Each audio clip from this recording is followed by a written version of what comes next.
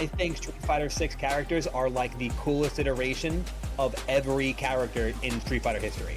He looks brutal, dude. That's what Muay Thai fighters do. It's just they're just so in touch with what they want to do. They're fans, man. These guys love the genre. This is the first time that a lot of these characters have actually had personalities. People's livelihood are about to be uploaded, either make or break right now when this patch comes out. Like, their livelihood is dependent on patch notes. What a crazy thought.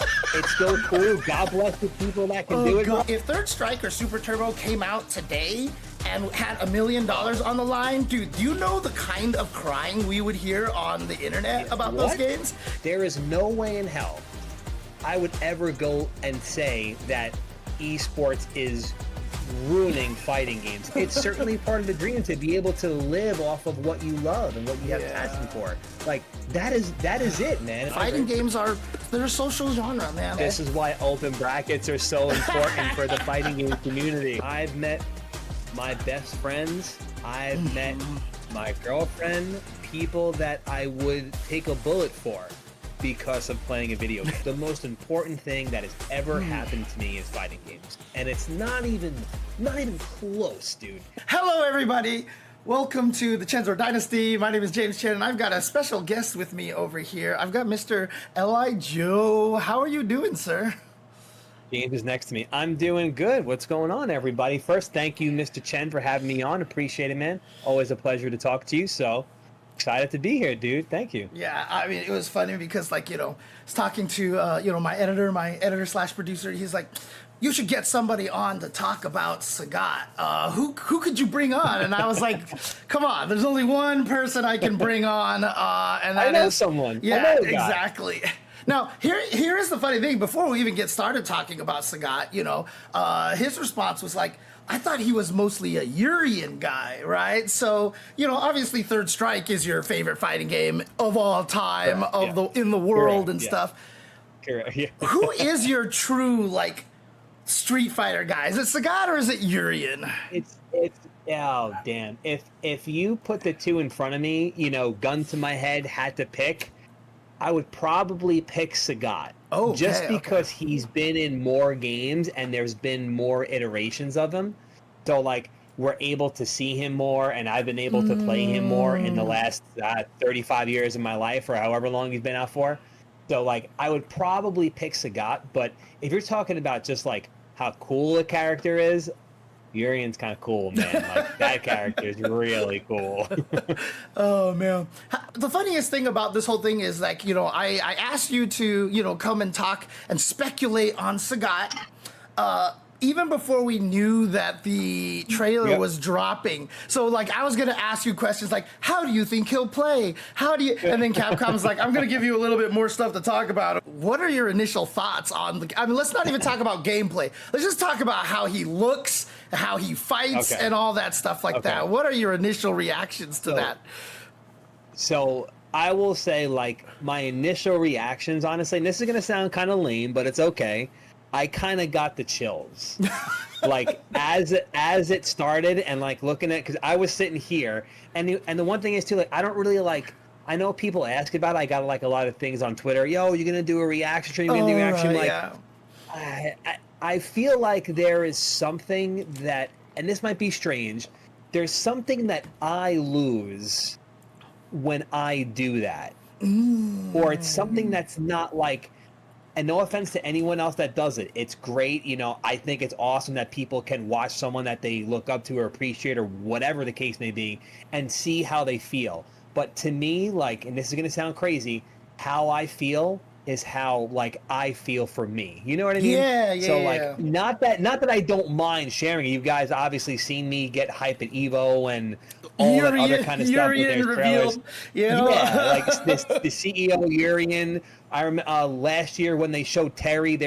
My Twitter picture is was me jumping in the air when they finally showed Terry like this. So, like, I have no problem showing it, but I'm not gonna, like, because I feel like I have to set myself up, turn my stream on, get in front of everybody, and be like, all right, here we go. Again, I think it's totally fine. There's nothing wrong with it, but sometimes, like, I just want to do it for me. I just want to be in my solidarity by myself, able to look at it and just take it in for what it is for me. So, sorry for that long ass drawn out answer right there. I just wanted to give you a little side note why I didn't do that stuff or don't do that really. But my initial reaction was like the chills. I'm like seeing the stage and like hearing the music a little like it's not his theme, but it's got enough of that like Thai sound to it, you know, where it's like, all right, I know where this is going. I like it. I like the stage and things like that. And then like seeing them come out. Obviously we've seen them before, but just like the buildup of him coming out, and then of course like the original costume is sick. So I do appreciate the way he is more. I'm actually going to give you a little side story after this too.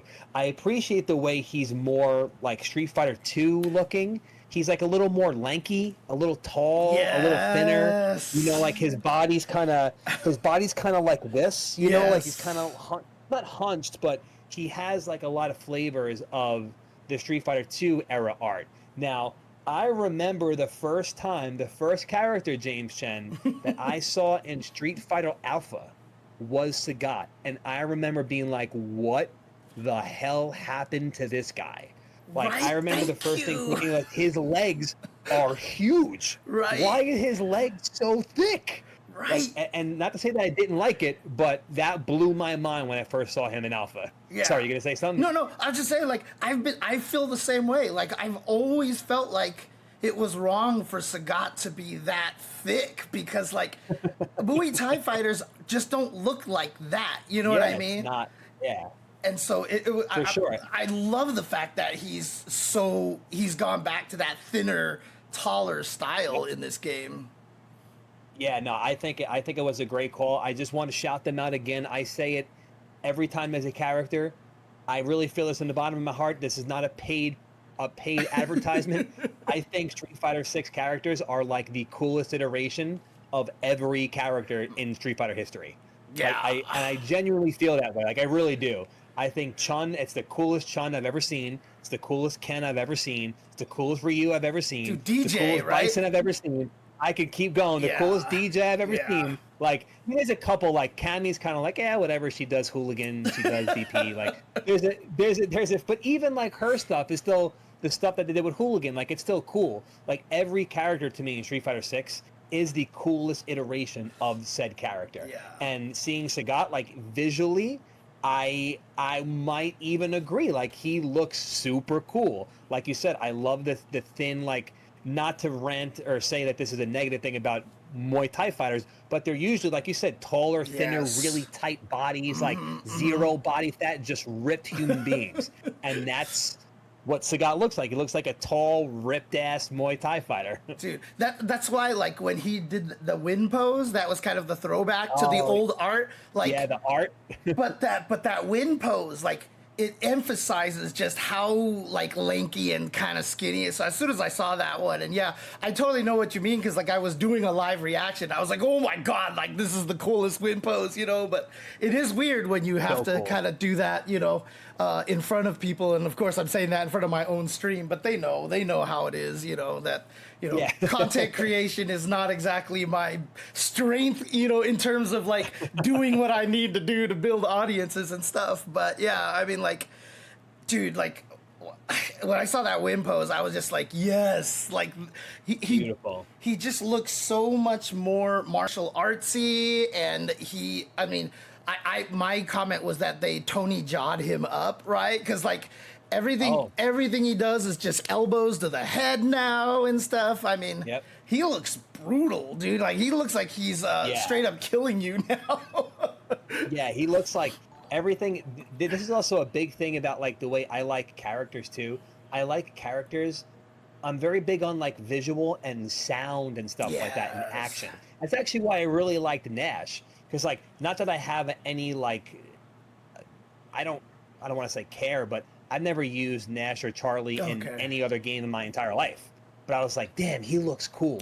And I'm like, damn, he sounds cool. Like, that's really what draws me to a character. It's good that sometimes those characters are the best characters in the game. It's worked in my favor a couple of times. But or, you know, like, the top characters, whatever you want to call it. But for the most part, like, that's the stuff that draws me to the character. So the first thing I was thinking about is, I'm still thinking about it now, I want to hear the Japanese voice. And Javits, shout out to my boy Javits, apparently the Japanese voice actor is the same voice actor, fact checked us, the same voice actor as Street Fighter 4. And I love Sagat's voice in Street Fighter 4. So it was different between 4 and 5 then, for the Japanese voice?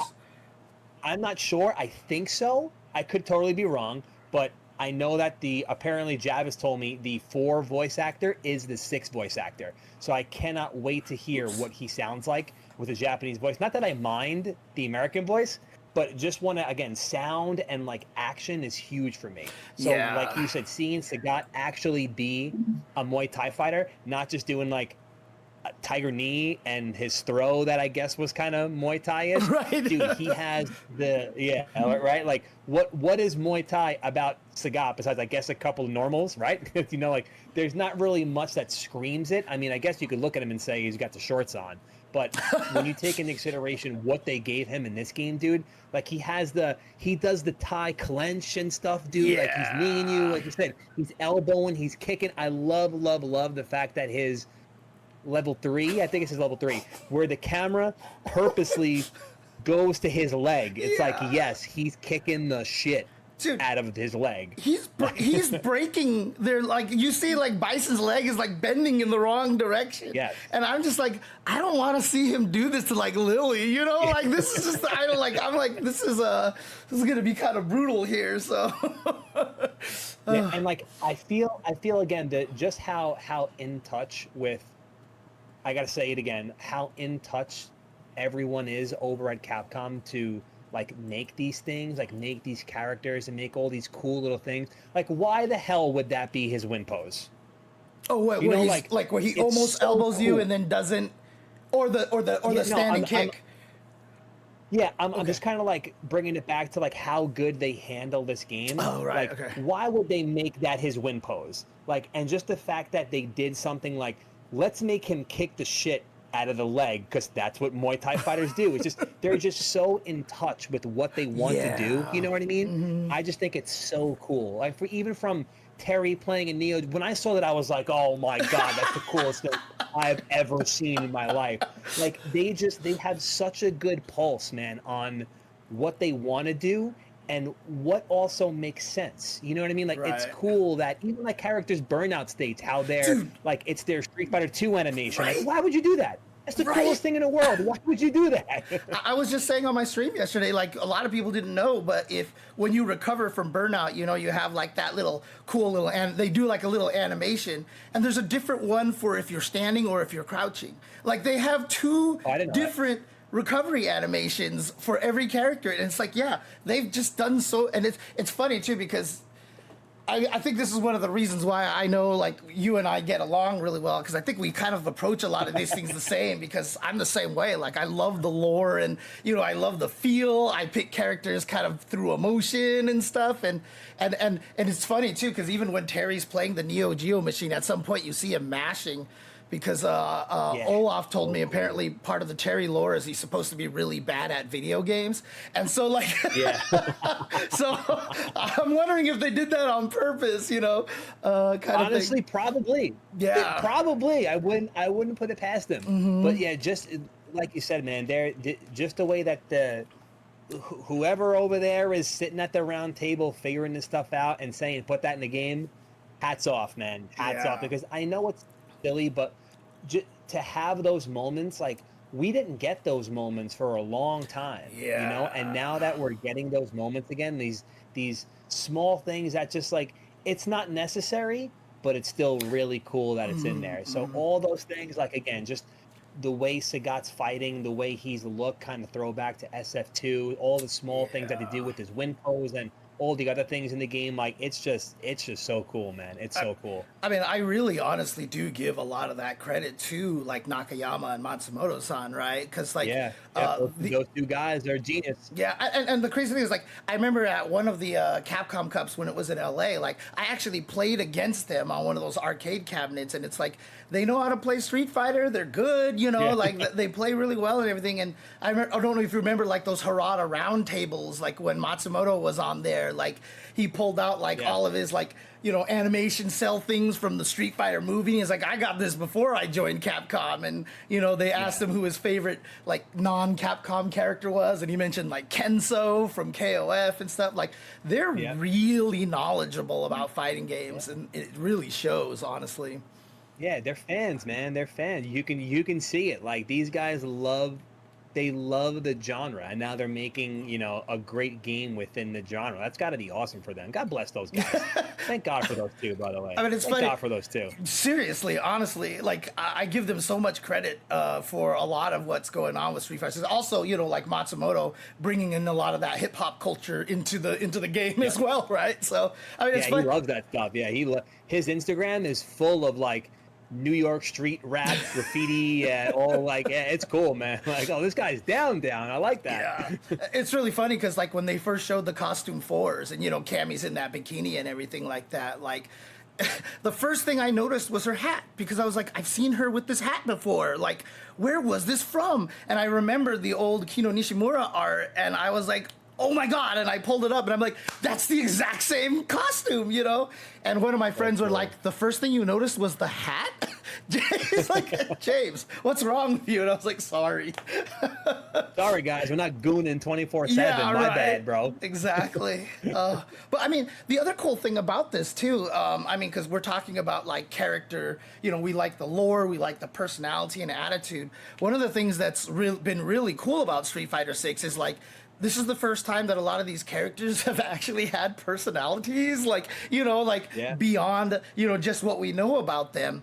And, you know, my hope, like, even before Sagat was announced for season 3, I was like, if Sagat ever comes back, right, I kind of really want him to be like almost maybe an anti-hero, but almost more like a protagonist now, because, you know, he's left Shadaloo and he's like, wait, Bison's Shadaloo, yeah, he's poisoned my mind and stuff. So I was hoping he would show up in this one and, you know, like even be like, hey, Ryu, let's spar, good friend, you know, kind of thing like that, right? And, you know, obviously the background, he's with all these children and everything like that, you know, so it seems like he's definitely turning over. That's actually a good call. I didn't put that together, actually, like him hanging out with the kids and stuff like that. I didn't put that together. Yeah. And even in the final win pose, like he does that JP thing where it looks like he's about to elbow you like in the head. And he's like this. He's like, no, like I shouldn't do that anymore. So it seems like he's trying to hold back that rage, but then he also breaks your leg by, you know, just like, I guess old habits die hard for Sagat. So.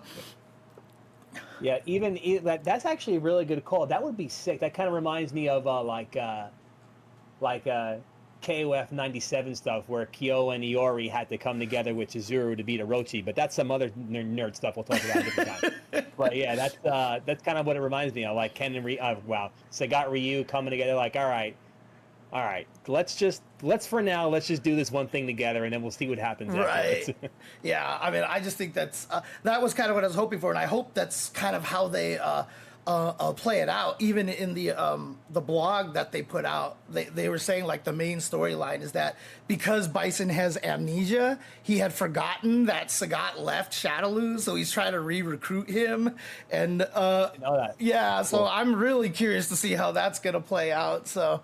But again, I'm just happy I just knew that he was like in the mountains training. It was like, he left Shadaloo and now Sagat's just training in the mountains like a savage, which is wonderful. I just think it's funny. Like I was speculating on my stream yesterday. I was just like, did he just set up camp next to the Buddha statue? Like, I gotta imagine that's like a national treasure, and he's like, my home is here now. Sorry, you know. Yep. I just live right behind the statue. I'll be right there. So yeah, I mean, either that or he used the Shadaloo money to buy the statue or something, and he's just like, But I mean, just the fighting style obviously looks really, really cool, and he's like I said, I'm just curious to see how they're gonna do the personality stuff, but. Let's talk about the gameplay, right? And let's go straight into the elephant in the room over here, because I know I've seen a I lot. got a few elephants, James. Hold on, I got a few elephants. But let's see which one you want to talk about first. And we gotta protect them all, like Tony Jaa in The Protector, right? Absolutely. You know, he's got to protect all the elephants. Yeah. So, obviously, one of the major things that we found out about him through the blog is, and the thing that I've heard a lot of Sagat players be like, oh, I don't know if I want to play him anymore, is the Tiger shots, right? It's heavy and medium punch for different speed high Tigers, and then light punch for only one speed for low. So I'm gonna be honest, James. When I read it, I thought it was a typo. I'm like, they didn't mean to do that. I swear on everything that I love. When I read the post, I'm like, oh, that's a typo. That's the first thing I thought of. I said light punch, not a typo. But then I'm like, hold on, this is legit. And most likely, not blaming it, but I feel like it had to be that way because of modern controls. Yes, and that's what I think is modern controls, and not only that, but just guessing. Also, because World Tour as well, right? Because you know how your avatar, you can assign all the special moves. Yes. You can't have two things with quarter circle forward, and so if you had a high and a low, you can't equip somebody with both of those, right? So, actually, now that I think about it, if you have a short character and you throw a high Tiger, can people crouch under it still? Anyways, probably. Just thinking about that. So, I mean, is there a lot of concern for that? Because before we even got these videos, one of the questions that I was going to ask you, you know, before we even knew we were getting this trailer was, you know, like, do you want him to go back to like traditional zoning, and do you think that they could pull it off? And I feel like with only those 3 fireballs, it's going to be a lot harder to do the zoning, right? Yeah, for 1,000%. When my initial want for Sagat before we saw him was to give him a little bit more flavor, and I think they did that. Yes. I was hoping for something along the lines, maybe not too drastic, but I was like, what if he's really old now? Like old ass Sagat, where like he's old to the, because this is after Third Strike, Right. which is this is the oldest Street Fighter in the timeline.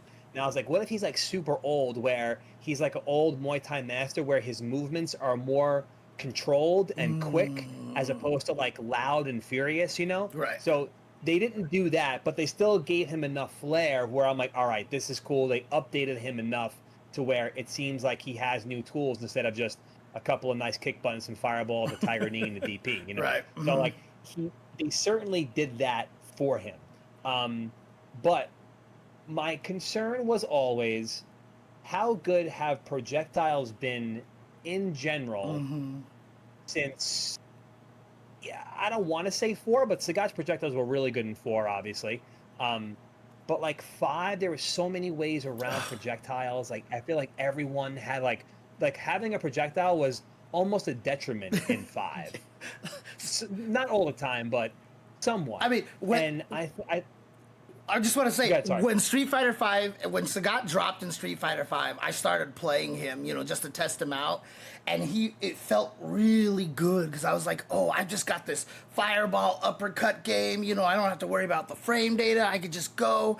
And then I fought a G and I threw fireballs. He's like, absorb, absorb, absorb. And he gained all of his V gauge. And I was like, I can't do this anymore. I was like, I don't know what to do with this character anymore, you know? Yeah. And it could be, it was... Yeah, it's hard for projectile characters these days, honestly. Yeah, it's kind of hard. But in 6, I feel like even though there is a parry, I just think that they are better in 6 than they were in 5 thus far. Like, it actually pays to use projectiles somewhat more in this game.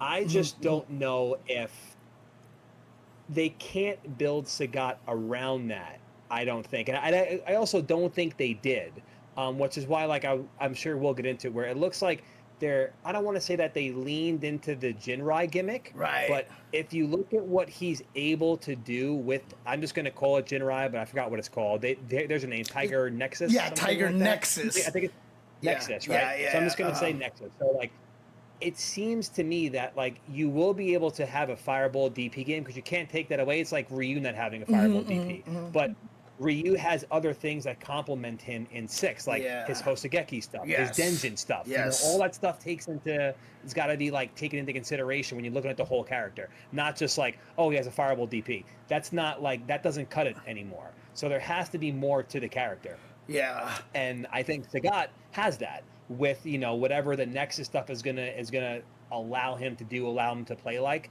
you know, because they said he has an overhead, right? Yeah. He has the up one is plus. So your plus, how far is pushback? Like, there's a lot of questions. Like, can I do this? And am I in your face for a throw? Right. Is that free shimmy? You know, like those are the things you have to ask. And that's what I get. Like, not that I get mad, but I feel like some people just jump to the conclusion like this is either good or it's bad based on a trailer that was 3 minutes long, where you don't really know. You know, you really have to take into consideration like what is a fighting game is based around. It's mental chess, right? It's like mental chess. So if you have a move that lets you be plus, you're already in an advantage, but your advantage can be swayed as to how far you are after plus. What do normals do? Can I whiff punish? Can I walk back after, like, can I throw? There's 1,000 things you have to ask yourself before you say that's good or that's bad. Dude. That's why I always just keep my mouth shut until I can touch the stick and move the character. I'm gonna say he looks sick. He looks, but you would actually wait until you get your hands on a character before you come to conclusions? No, I mean, how? Call me old fashioned. Call me old fashioned, James. Because you know, call me old fashioned. Yeah. As soon as I saw the Tiger Nexus stuff, you know, the first thing that came to my mind is, okay, he's got the high one that's plus, but you can crouch under it, and he's got the overhead, and I was like, can you fuzzy this, right? Like, that's the first thing. Like, you don't even know if it's good or not until, like, if the high one is at a much quicker timing than the overhead, you know, even just from the startup animation of it, like, then it's not going to be that useful, right? Like, and I feel like people don't talk about this. And, you know, when you talk about people getting all mad just based off of trailers, like I remember when the Elena trailer came out and I was just like yelling on Twitter. I was like, healing is not going to be good in this game. And everyone's like, oh, she has healing. She's broken. And I was like, dude, like it was her ultra in Street Fighter 4. You could do it over and over and over again. In Third Strike, like you only used it on Hugo because you could like run away from him. But it was her worst super, you know, like...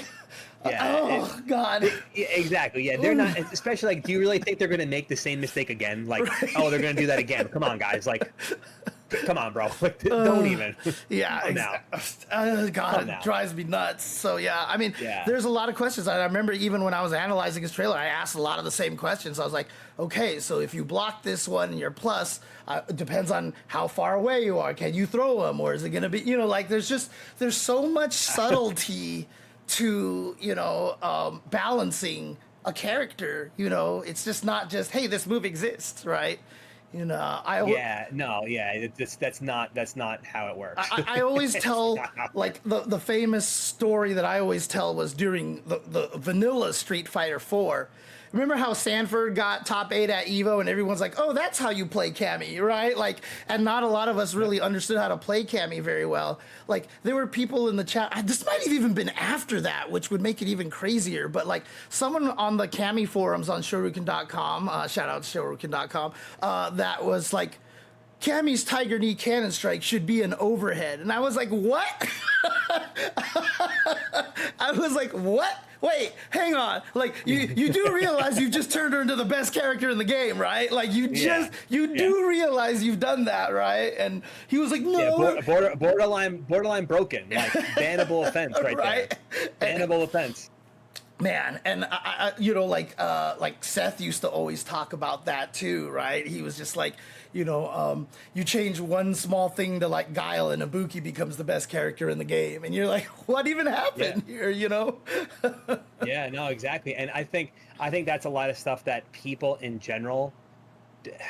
And look, I don't know if people are serious or maybe they just want to make noise on social media because it's fun and it's cool, but like.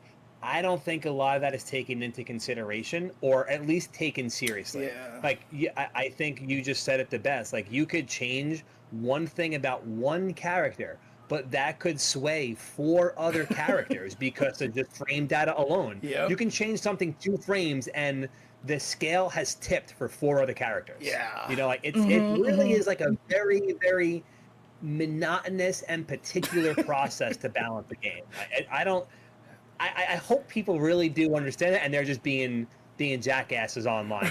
I want to give people more credit than that. Please just be acting like a jackass. You don't really mean the things you say. Come on. I mean, a lot of it, I mean, obviously is kind of, clickbaity here and there and stuff. And a little bit of it too. I mean, again, like, I don't know if you saw the recent drama with Knee, the Tekken player and stuff. Basically, the latest patch came out and he felt like his character, Brian, got nerfed more than Anna and Nina. But regardless of whether that's true or not, his whole point was like all these other top players just kept crying about Brian and he got nerfed. And he's like, I never wanted to do this, but, apparently it works. So Nina and Anna are broken. Nina and Anna are broken. So he started going into that, and it was like this whole drama because people are like, that's so unprofessional and blah. And I was like, bro, like these players are trying to make a living, dude. Like if that works, that works, like. But that's also a really good point. Like seeing it through the lens of someone that does this for a living is crazy. Like, you know what I mean? Like. I said that right before this patch came out. I remember making the tweet. And I was like, people's livelihood are about to be uploaded, either make or break right now when this patch comes out. Like their livelihood is dependent on patch notes. What a crazy thought. It's still cool. God bless the people that can do it, bro. God bless them. I wish I had that in me to do, but I don't. But the people that do, like, God bless them. I think it's cool that we're at that point where we can think like that, but it's still very scary. Dude, I didn't even think about that, but like a PDF or something or a web page and just looking at that, it could change your life. www.streetfighter.com. Oh my God. It can ruin your livelihood. Dude, that's crazy. And the crazy thing too is like, you talk to a lot of people, and look, like we established early on, your favorite fighting game of all time, Third Strike, right? My favorite fighting game of all time, probably to play at least, is Super Turbo. My favorite fighting game of all time is probably one of the Darkstalkers games, but I'm bad at those games. But to play, like, is Super Turbo. The thing about it is, like, people are like, oh my gosh, these games are so bad today, like, blah, blah, blah. But, like, if Third Strike or Super Turbo came out today and had $1 million on the line, dude, do you know the kind of crying we would hear on the internet about those games? You would not be able to pick Claw. You would not be able to pick Claw. That would be right. Immediately. He'd be banned. You would ban Claw. You wouldn't be able to do Chun-Li's super glitch. They would say, you can't do that. That's a glitch. You can't do it. Ban Ganajin, and stuff. Yeah, exactly. Yeah, they'd be like, you can't pick Yun level Ganajin. You could only do Chun-Li's super once, even though you have 2 bars. There would be like the stupidest rules in the entire world. Yeah. It's crazy. I mean, obviously, I miss, the old days, where we did just kind of play and didn't think about patches and tried to do our best. And so you have things like Co-op Cup with the 5 Remy's, beating up everybody, even though Remy is actually ass. Like, people can talk about it all they want. That character is bad. Like, that character is trash. Yeah, don't let anybody fool you into thinking, and it's cool. But again, these days with so much money on the line, and not only that, they're trying to sell a product. If you...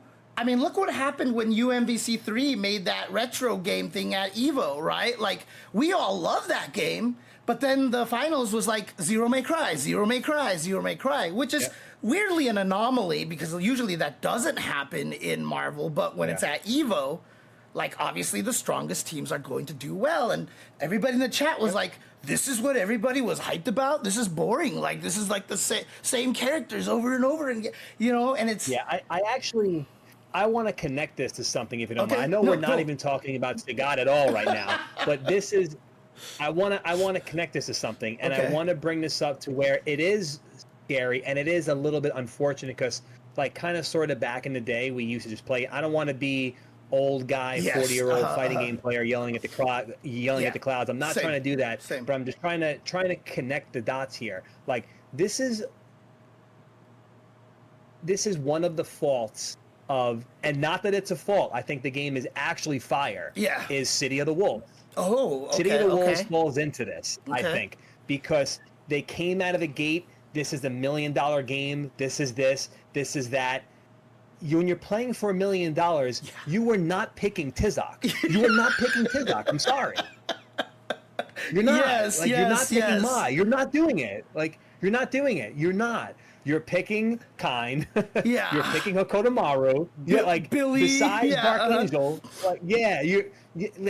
This is what you're doing, because you know what, dude? Because that's what it. Dude. Regardless of anything, tiers are real. All right. I hate to break it to anybody out there. There are tiers. They do exist. It's a real thing. So when you're looking at the ability to play, dude, if I had a job, right? If I was going to fill out a job application and they were like, you need to program. You can either use this DOS computer from '87, or you can have this computer that we're going to put together to you right now for $4,000. Right. What computer are you going to take? You're going to take the one that's $4,000. Right. And that's what these players are doing. They're like, all right, let me look at my chances. Right. What fits my play style? Oh, this character is one of the best characters in the game. I'm picking that character, because you're playing to change your life. Yes. You're not playing in an arcade anymore. Yes. You're not playing in an arcade for quarters. It's not just like, oh yeah, I'm Remy, I can beat this Ken player. Watch me take this guy's 25 cents. It's not about that anymore. And I think, again, City of the Wolves I think that almost it's such a catch-22, because I really genuinely do think the game is awesome. That is not a joke. Yes. I think that game is incredible. I watched the finals on my phone in the city, on the train, at dinner. I'm like, yo, I gotta watch this shit. Dude, I was watching it while I was driving. I don't, not to expose my dangerous driving here, but I literally had it on, while I was driving home from somewhere, dude. So yeah, but as you said,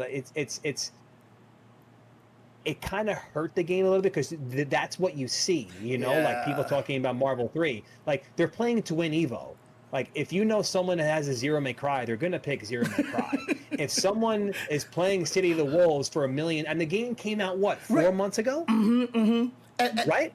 4 months ago? And that's an important thing, too, because EWC was literally right around the corner, right? So you're going to pick the character that's going to make you win the most, right? If it was a year later... You got to look at your chances. Yeah. If it was a year later, maybe we would have gotten a couple of people who have found the new Janae tech, or I'm sorry, B Jenny tech, and stuff like that. Yeah, exactly.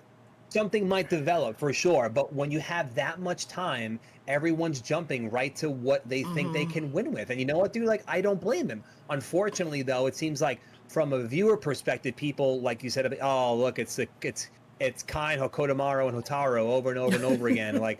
It's.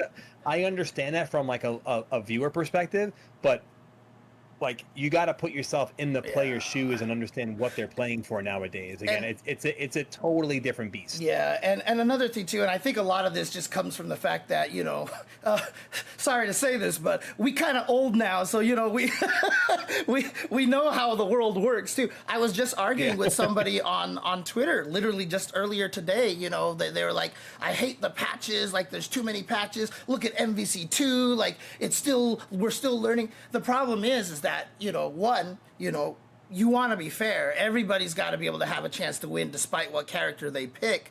And two, also, this is still a product that Capcom is trying to sell.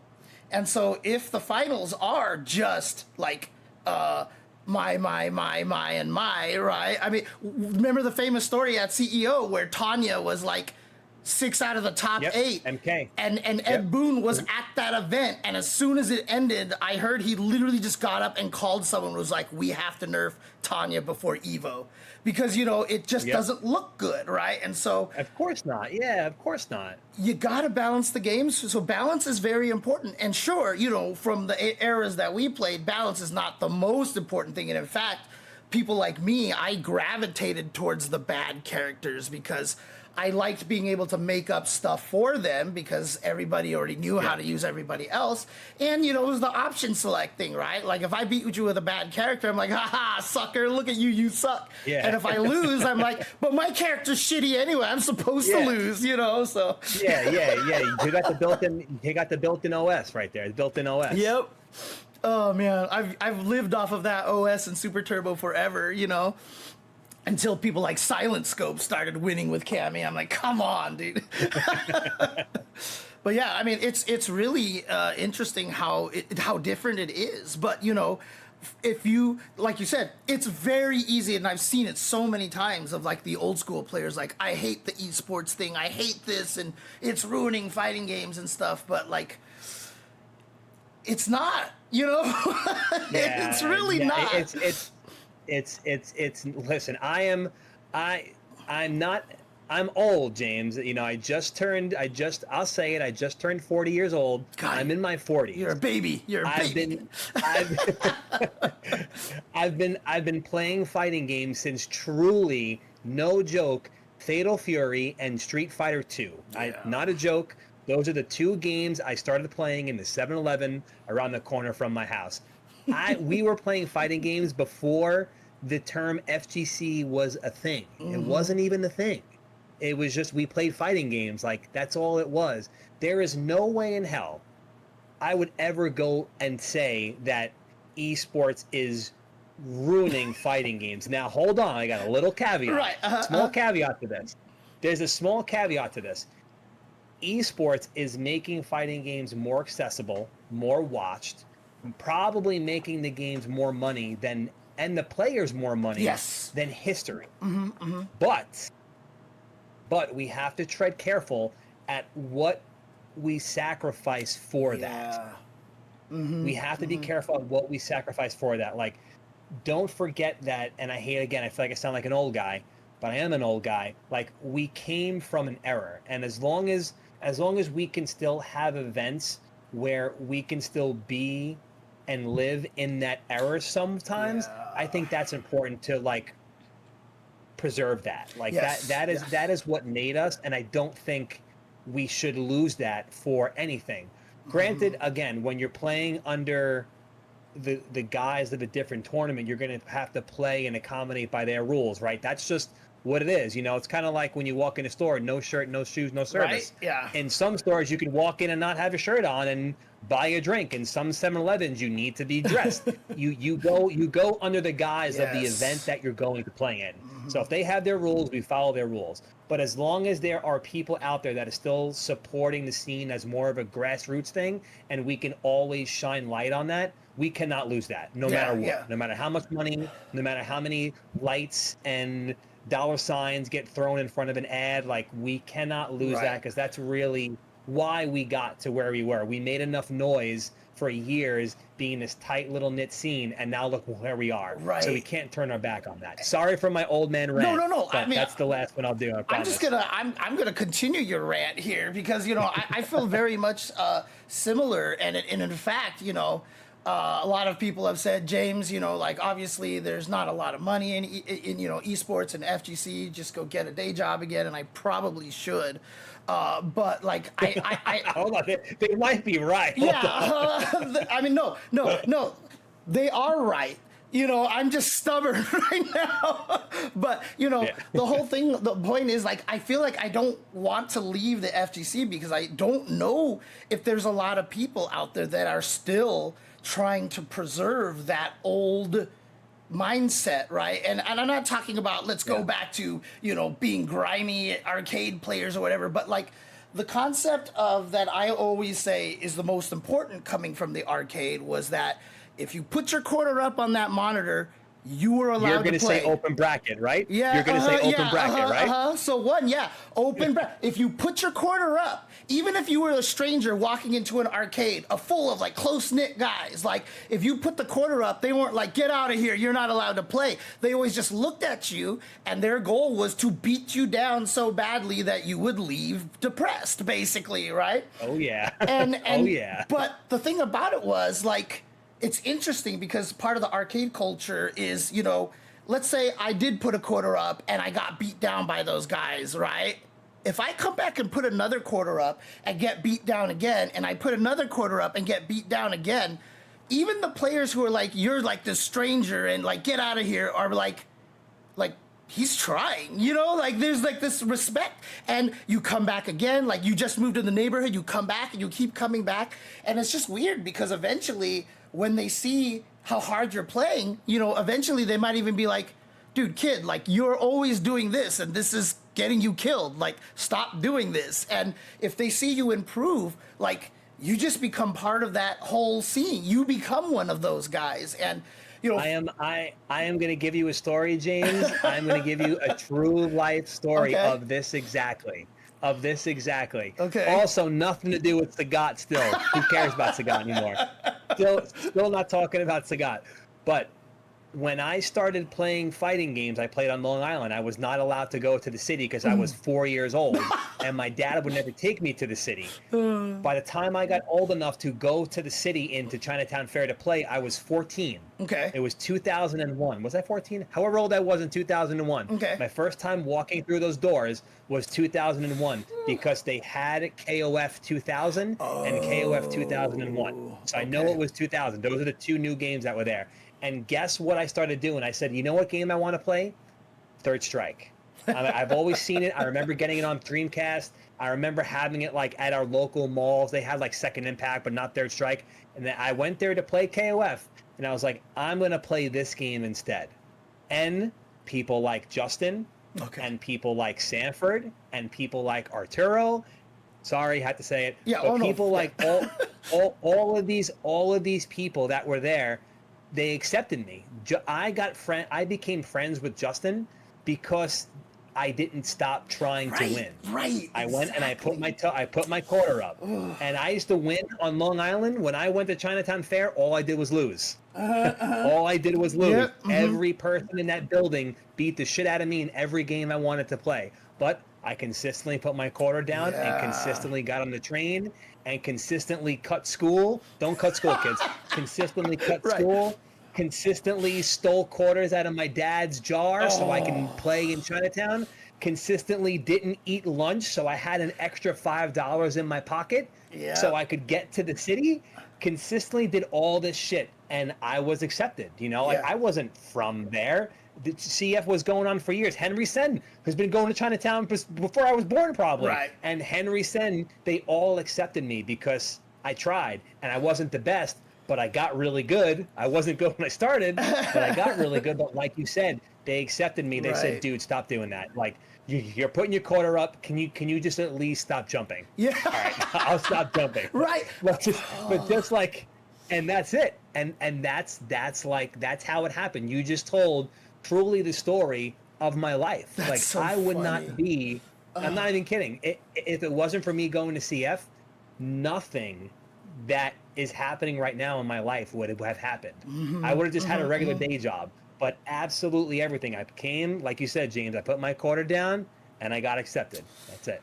Oh man, like I actually teared up, dude, like during that story, seriously, because I mean, I talk about this so much, you know, and you know, to be fair, we're both kind of lucky because we were in major metropolitan areas, so we had the ability to have arcades with a lot of good players and stuff. For sure, yes. You know, I don't want to disregard that, but again, like to me, like I've been preaching this for like the last few years now. Fighting games are a social genre.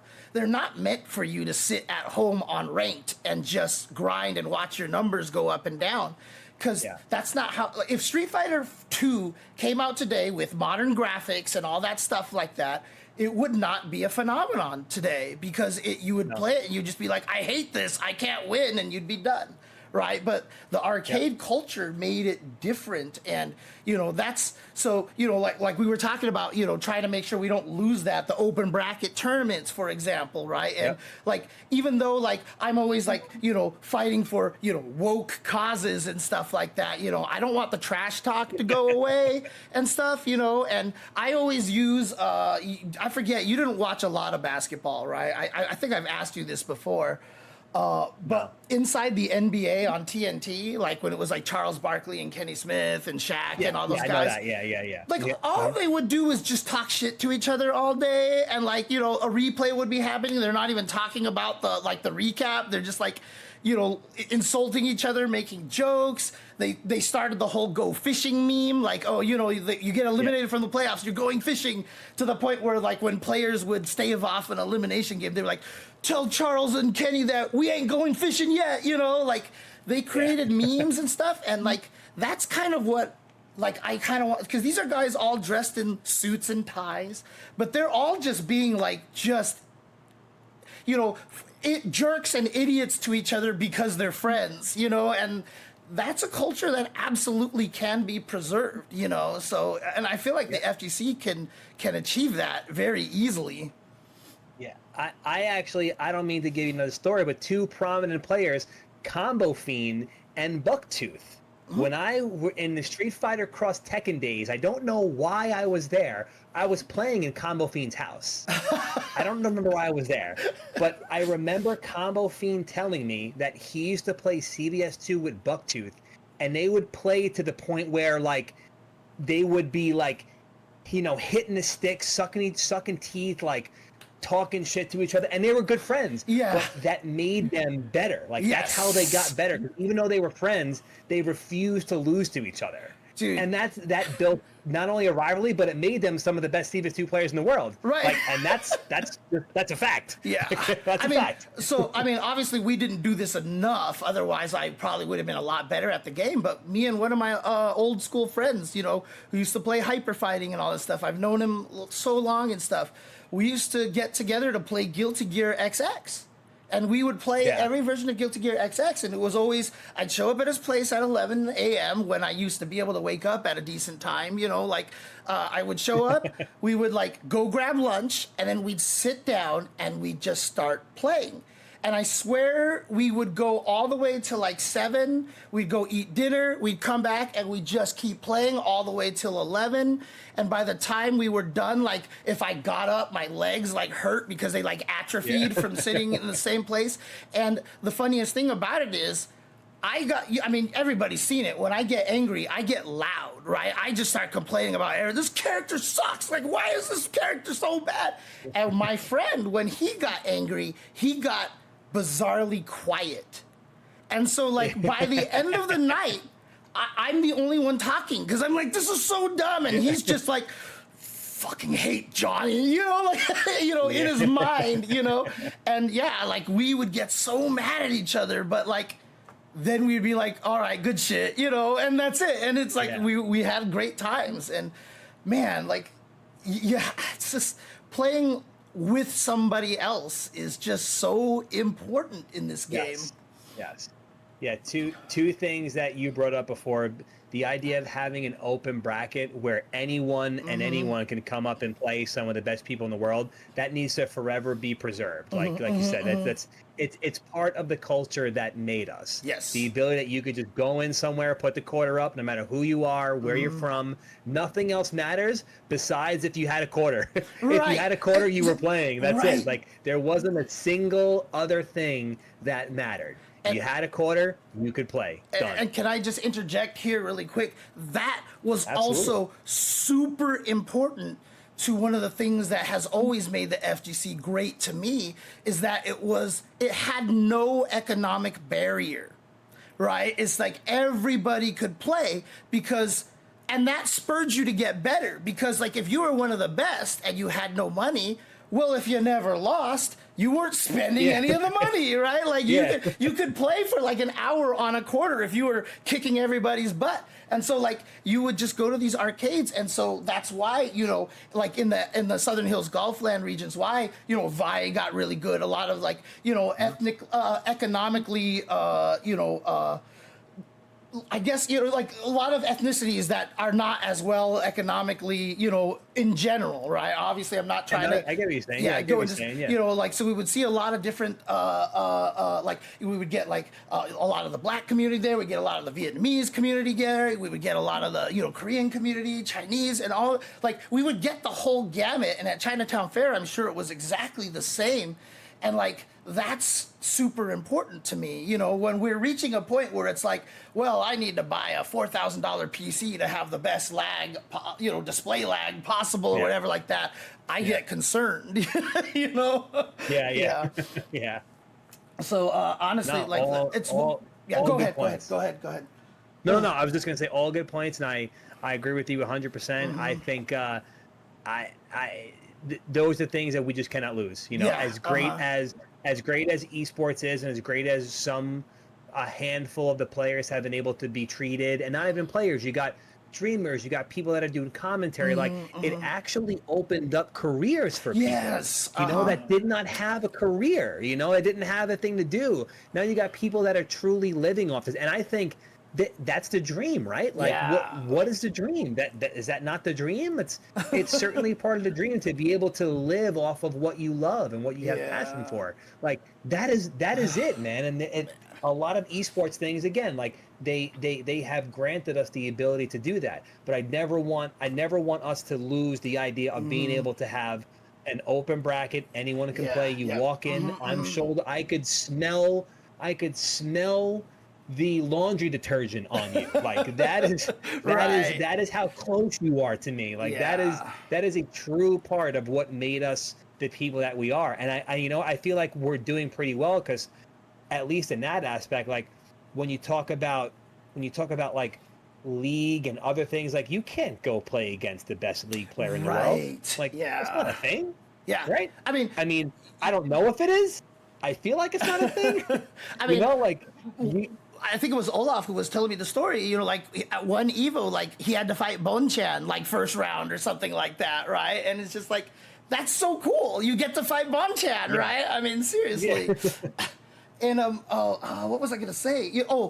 So kind of shifting a little bit here, but talking about the same thing. Tell me, Joe, if you think that this is a good idea, because I have been trying to solve this problem forever. And so the one thing that I want to see in a fighting game is I want to see something called group ranked, right? Where you're playing in the exact same ranked as everybody else. So it's not like a special league or anything like that, and you don't have to create a club, you don't have to create a guild or anything like that. It's just, hey, do you want to come and join me in my group ranked? And what happens is that everybody who's in there just rotates playing a ranked match, and the other two watch. And they can't play at the same time. And if the person you're watching wins, you gain a few points. If they lose, you lose nothing. So you just gain a few points. And so then you're like, stop jumping. You know, like you start doing that kind of stuff. And then, you know, if you don't play your match, if you skip your turn, you don't earn those points that you got for watching, just to prevent people from being like, hey, punk, put me in your group and skip me, you know, like kind of things like that. You know, but I just like, that's the kind of thing I want to bring back, right? To create this kind of social aspect of fighting games. Because one of the best things about the arcade is that it forced you to watch. It forced you to watch. And you learned, like, I always joke, like, you lose to somebody online and they beat you up and you're like, this guy's a scrub. In the arcade, if you said that and then he keeps beating everybody else, you're like, okay, I guess he's actually pretty good, you know? Like, you know, it changes. Or you see somebody else use your same character, kick their ass, and you're like, what did he do different? And you start learning, watching. We don't watch enough, you know what I mean? So. No, that is a very good point, and I like that idea. Like you're almost recreating something that happened in the arcade, but with a perk to make people want to do it or should do it. In other words. Yeah. So I mean, in the chat right here on YouTube, actually, Shin Ultima saying that Battle Hub is a thing, but the problem is Battle Hub is not ranked, and that's the key point. Is that ranked for some reason is the thing that everybody's like, this is where you measure your success in the fighting game. I personally hate playing ranked because it just doesn't feel comfortable to me. It's just like, I don't get the same kind of joy out of it, which is why I don't play ranked that often. I just get mad all the time. But, you know, like, it's not quite the same thing. And so, you know, like, having it tied to the actual ranked and then having it so that people are like, you know, hey, by the way, I see you're doing this all the time, not forcing it so that you could build a group with anybody who's online at any point in time. You could just message someone like, would you like to join my group rate? And the in-game voice chat kicks on, you know, and stuff like that. Like, I just think that that would be such a powerful feature because, again, I just think fighting games are, they're a social genre, man. Like it's about playing with other people and talking shit and helping each other and growing each other strength-wise, you know? Dude, 100%. I've met my best friends. I've met my girlfriend. I've met people that I would take a bullet for because of playing a video game. Like, for real. Like, again, because I was shoulder to shoulder with someone in the arcade, you know, like a lot came from that. It was the strongest and most important thing of my life was going to Chinatown Fair. Yeah. Beyond even video games, it was the number one most important time of my life from 14 till 23, 24, whatever that was, I don't remember. But by far the most important chunk of my life and the most important place I could have been for 1,000 different reasons. Like, right. I don't want to get like too sentimental and all mushy and shit, but like I learned to be the person that I am because of going to this place. Like, I really did. Like, I'm from suburban Long Island, man. You know what I mean? Like, I remember going to Chinatown and being like, this is also 14-year-old Joe, like, confused. I'm like, why is this person dressed like this? Like, what is going on here? And why is this person doing this? And who is this person over here? Like, it cleared my head to understand that people were people. Yes. And that's it. Like, 100%.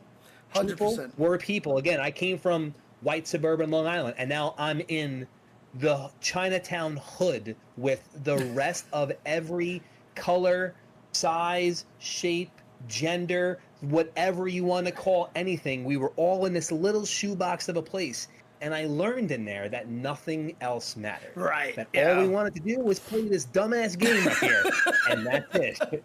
I mean, and that, like, I brought that with me. Like, I feel like if I didn't learn that at a young age, like, I would not be who I was. Like, I would have different morals, and I would be thinking different. I'd be thinking different about other people. I mean, I don't know if that's true or not, but I put a lot of credit, besides my dad and my parents, for being good parents, but being around people my age, that's strong. Yeah. When you're around people your age, when you're not hearing it from an adult, when you're hearing it from people that you look up to and that you can jive with and they're your age, like, I learned to be a good human being because of Chinatown Fair. So again, going to arcades and meeting people and talking, the most important thing in the world, and the fighting games have granted me that. Sorry, my bad, James. No. Please, I mean, I love hearing this because, like I said, I have so many similar things. I mean, so my brother went to UCLA, right? And so every spring break, so me and my brother get along wildly. We still meet for lunch even to this day, like twice a week, right? Like, tomorrow I'm gonna meet him for lunch, and I'm always excited to hang out with him and talk to him for lunch and stuff. You know, we got along. So during my spring break in high school, I would just go with him to his apartment that he was staying at, and then he would go to all the classes and I would go to the UCLA arcade. And I would just sit there and play Street Fighter with all these people who were clearly better than me and all this stuff, you know, but I was getting good, and I was pretty good for being, you know, younger. True story as well. I also met Amir during that time when he was like 6 years old. I have known Amir for a very long time, okay? But like, after, you know, going and visiting my brother, like, I specifically had to make sure I got into UCLA because of their arcade. Like, I applied for UCLA because of their arcade, you know, so I could play, you know. Nothing wrong with that, dude. Nothing wrong with that. I mean, You're driving factor. Absolutely. And like you said, like, some of those guys that I have met in that arcade, you know, are still people that I still talk to today, you know, and it's crazy because they're your war buddies. Like, that's how I always describe fighting games, right? The reason why we get to attach to characters like Sagat, like, let's bring it back to Sagat a little bit, but like, and why you make some of your best friends is because they're literally your war buddy. Like, you are going to war with them. You've gone through so much with them that, you know, like, you just have this attachment to them. Like, people don't believe me when I say this, but like, I've never really was like, oh my God, Cammy's so hot, this is why I play her, right? Like, I played her because of Super Turbo. She sucked. Like I said, I was the low tier hero, right? So I played Cammy because she was the worst character in the game, and I wanted to beat everybody with the worst character in the game. But then I became known for playing her. And so, like, at that point, even though, honestly, since Super Turbo, she hasn't really been that fun, you know? But I kept playing her because she's my war buddy at this point, you know? Yeah. And it's like, you just get attached to it. And the same thing happens with all the people that you meet in this arcade. Like, eventually you guys know each other. And then there's that one time, the first time, where someone, like, for example, for you, like, it would be like Dominion. For me, it was like Madge and Visant, you know, and stuff. Like, they were just like, hey, let's go grab something to eat. And you're like, I've never eaten with them before, but yeah, they're cool. Let's do this. And that's that weird step where all of a sudden transitions from, hey, we're just at this arcade, to like, yo, are we becoming best friends? You know, kind of thing. Yeah. So, and it's so great, man. Oh, man. Again, I'm getting emotional talking about this. So yeah. Nah, dude, it really does, like, it. This is even though I'm not like around it as much as I used to be, it doesn't mean I don't want to be around it. Right. But this is by far, man, like, not even a question. The most important thing that has ever happened to me is fighting games, and it's not even close, dude. It's not even close. And I'm a big music guy. Yeah. Like, I love music. My family's musician. My guitar is right there. I've played in bands and shit. Like, I've done all that stuff. As much as music is great, music didn't shape me. Like, fighting games really shaped me. You know what I mean? It's like, chills. It is by far, bro. Clip it, put it wherever you want to put it. Like, I'll fucking stamp it. I'll stamp it with my seal of approval.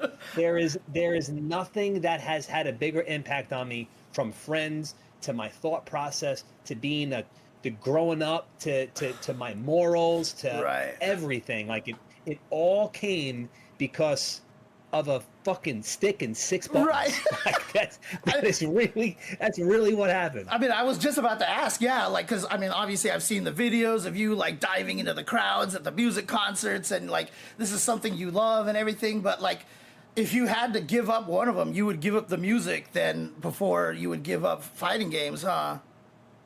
I don't know. Okay. I don't know. So I will say there's also a very big, like, there's this huge similarity to my vision of what it's like to go to like a hardcore show, and what it's like to be at like a fighting game event with all your friends. Like, it's genuinely the same thing. You guys are this tight-knit community. Even though you don't know each other, you're all doing the same thing. You're all losing your mind because you love this band. For whatever reason you love this band. Is it the lyrics? Do the lyrics, does what that guy says on the stage, like, resonate with you and, like, make you feel something you would never feel? And like, other people in the room at a hardcore show, when you look to your right and there's this random dude that I've never seen before, and he looks at me and he says the lyrics that I'm saying in my head, like, it's already like, yes, brother, like, yes, now let me jump on your back and get on the stage. But, like, that is, it's almost the same thing. Like, to me, they both carried the same amount of they've given me the same feeling of like belonging somewhere and like being a part of something, and along with everybody else in the room. But if I had to give one up, not that I don't love fighting games, and not that you can't make a career out of it, as cool as it is to make a career out of fighting games, you were at the mercy of the game. If it's music, if it's music, we're at the mercy of ourselves writing the music. You know, like, Destiny's more in my hands a little bit, so that's why I would probably pick music. No. I mean, honestly, from a practical standpoint too. I mean, so just recently, I don't want to get into it. You know, this year has been really rough for me. It's just been brutal year for me, right? And earlier this year, someone from the who used to be part of the fighting game community that I became acquaintances with treated me to a concert to one of my favorite singers, and like I went and watched that concert. I got super emotional and everything, and it was just really cool. And like, people don't like. The hardest part is that fighting games, like, you can't be successful at fighting games the way we want to without like dedicating your whole life to it, right? Like, music you can listen to, hey, the band's in town, go watch them that weekend, cool. You know, but like, from that standpoint, for sure, like, you would probably just be like, yeah, I love fighting games, but right now I don't got time for this anymore. You know? There's very, so again, just if it was career wise, if it was a career, I would pick music. But I could easily say that fighting games have made me who I am. Right. While the music certainly helped, I spent more time with the community and the people that I've met in the community that have helped me grow up and things like that, and helped me help me live through life. Music was always there, not even a question about it. But when you're listening to music and it feels a certain way, it's different from actually having shoulders to lean on, you know what I mean, and people to talk to.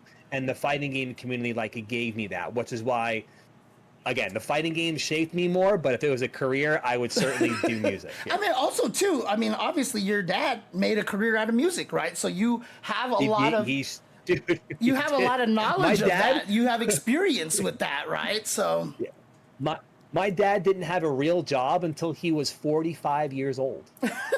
45. I'm older than that, and I don't have a real job right now, okay, Joe? Like, no, I did have a real job, so, you know. No, I'm saying, like, he played music his entire life. Right. From when he was 11. I mean, he still does it today. But, like, he did not have a 9-to-5 job from when he was 11 till he was 45. He got his first job when the last kid came into the family because they couldn't afford it anymore. It's your fault, Joe? That's what it is? Yeah. Oh, my God.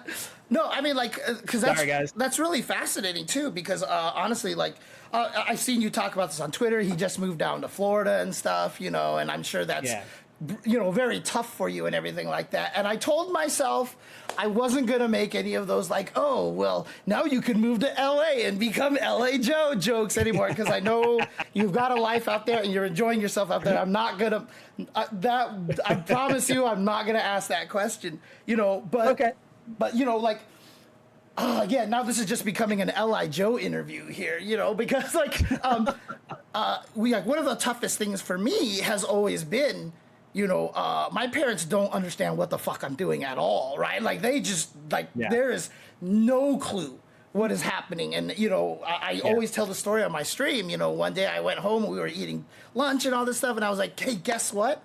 I'm going to be in Street Fighter 6. Like, my voice is going to be in the game. And, you know, my dad and my mom were like, did they pay you?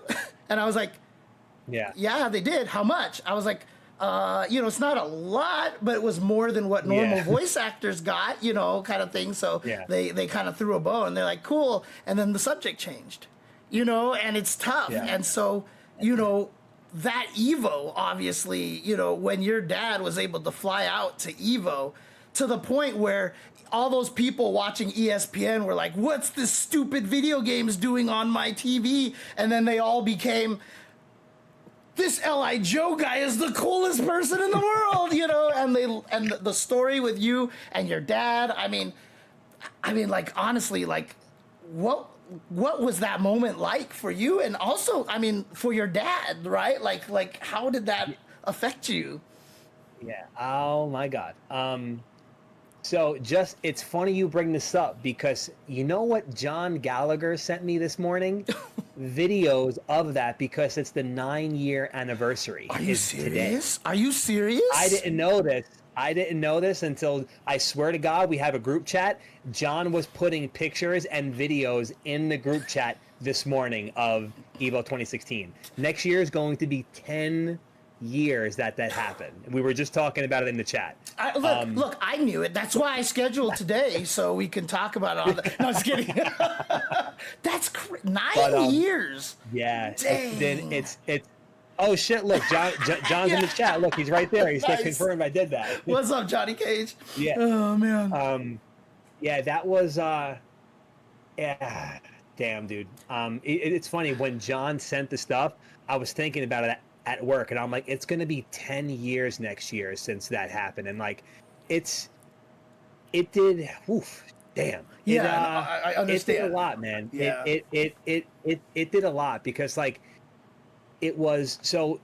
Without anybody being there, let's erase everybody. Let's erase my friends, my girlfriend, Right. my dad. Let's erase everyone. Let's say it was just me and I had nothing. Even though it was just me, like I've watched that stage be played on for like 20 years. Even though it might not have been that stage, you know, but like I've continuously watched every one of my friends from CF on the stage. And by the way, I want to make sure I say this correctly. I never said that. I don't mean that they don't deserve it. They did. They won. They put in the time. They're the best players in the world. I just wanted it too. You know what I mean? I wanted in place of them. I wanted it alongside them. So just to be clear, this wasn't like it's not a jealous thing. It's just that I wanted to be there, but I never wanted to take it away from anyone else. Yes, of course not. Of course. But I've always wanted to be like, I wanted that, dude. Like, what did I play games for? Like, you know, why was I competing? Why was I taking the fucking Chinatown bus to Virginia to play Third Strike? Like, why was I doing that? You know, why was I drooling all over Justin's shoulder in a bus or on an airplane for Street Fighter 4? Like, why was I doing that? I did it all because like I wanted to. Like, that was the end goal. Like, give me a fucking medal. Like, let me get a medal, dude. Like, please let me get a medal. And again, not that I was yearning for it. Like I didn't lose sleep over it. You know what I mean? But it was a drive. Like I want to do good. Like I do good in Chinatown. I win this tournament. I win this local. I'll do this. I'll win an NEC. You know, like we'll go to bar fights. I'll do good in bar fights in California. You know, like I'll you know, like all that shit's happening. But like I never got that next step. Right. You know what I mean? Yeah. I never got this solidification. Like, here it is. So again, taking everybody out of the equation, it was extremely important for me because it was the culmination of work I did my entire life. Right. How old was I? How old was I 9 years ago? Whatever. But it was the culmination of I was good. Whatever. I was 30. It's the culmination of me playing for 27 years of playing fighting games, you know, like, and I never got a chance to do that. Now we put everybody else in the mix. Jeez. And now we put everybody else, like my friends that I've been grinding this stupid fucking game with for a year. All we did was play Street Fighter 5. Dude, if it was a Friday, everyone was at my house. We would go to sleep. Sorry, we wouldn't sleep. Right. At 6 o'clock a.m., I would turn them and be like, does anybody want pancakes? And then I would make Diego pancakes. I would make Angel pancakes. I would make Marv pancakes. I would make John pancakes. You made the pancakes, dude. Like I swear to God. It's one of these days I need to have an LIJoe pancake. I don't even care if it's not good. I don't even care if it's not good. I just want an LIJoe pancake. So that's all. I swear to you. I would look at them and be like, yo, I'm starving. You guys want pancakes? And it would be the light would be shining through my kitchen light and the buttons would still be going on. Yeah. So now we have all my friends there, the friends that like I grew up with, from playing video games, from grinding, from Street Fighter 4, because most of the dudes that are actually from the LI scene now, like all those dudes that you like might know, they only started playing like 4. Of course. John was really the only one. Yeah, John and like Lex and a couple of other people were really the only ones from Long Island that were playing pre Street Fighter 4. So now, again, we have my friends pre Street Fighter 4 that helped me get to where I am. My post Street Fighter 4 friends that are here, my girlfriend at the time, Kat, shout out to the lovely Kat, love you. She's in the chat. I see saw her. Yeah, hi, Kat. She's there. She's there. And not only that, like, I'm playing against, like, I remember standing on a stage and being like, I've watched Nemo play video games for the past 20 years. I watched this dude play with Faust and Guilty Gear XX. I watched this dude play for my whole life, and I'm standing next to him, like, on a stage about to get a medal. Like, the whole thing is absolutely insane. And finally, you take the last piece of the puzzle. The person that's responsible for it all, my dad, and put him right in the middle. Like, my dad is the one that took me to so not to make it a sob story, my parents got divorced when I was a kid. When I was 7, my parents got divorced. I lived with my mom because my brother and sister lived with my dad. And I was like, well, if you guys are going with dad, I'm not leaving mom by herself. So I'm going to go with mom. So I left my house where my brother and sister and dad were to live with my mom. So I didn't want to be alone. So I grew up with my mom. My dad picked me up every Friday. It wasn't like a visiting right thing. Like, it wasn't that serious. But every Friday, my dad would pick me up after work. He would say, Joe, what do you want to do? And I would say, I want to go to the arcade. He would take me to one of 4 arcades every Friday for my entire childhood. Jesus. He took me everywhere, and he would give me, it's so funny, this dude tells the same story all the time, and now I'm telling the same story. I guess you are a little bit more like your parents than you want to be. Oh, of course, yeah. But you asked, though, that's why I'm telling it, because you asked about it. That's why, it's really because you asked for it. So my dad would give me $2, and I would last 10 minutes. And then it started lasting a half hour, and then it started lasting an hour. And then I would give him money back at the end of the night. I'd be like, here you go, Dad, here's the $1. He'd be like, you didn't spend it? And I would just be like, no, I didn't lose. And then he'd be like, what?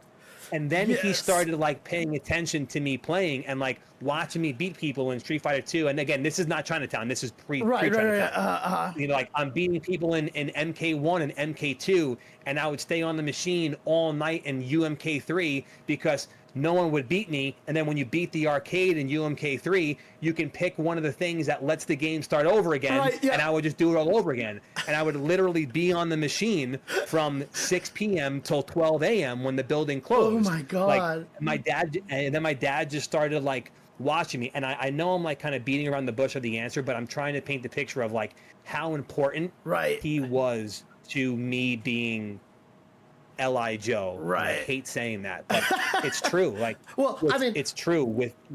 I just want to add, because you just also posted up that picture of your dad drawing you at the Tekken Tag cabinet, right? So yeah. What year did Tekken Tag come out? I don't know. How old was I? 12? Right. 13? I don't know. Maybe something like that. Like I was really young.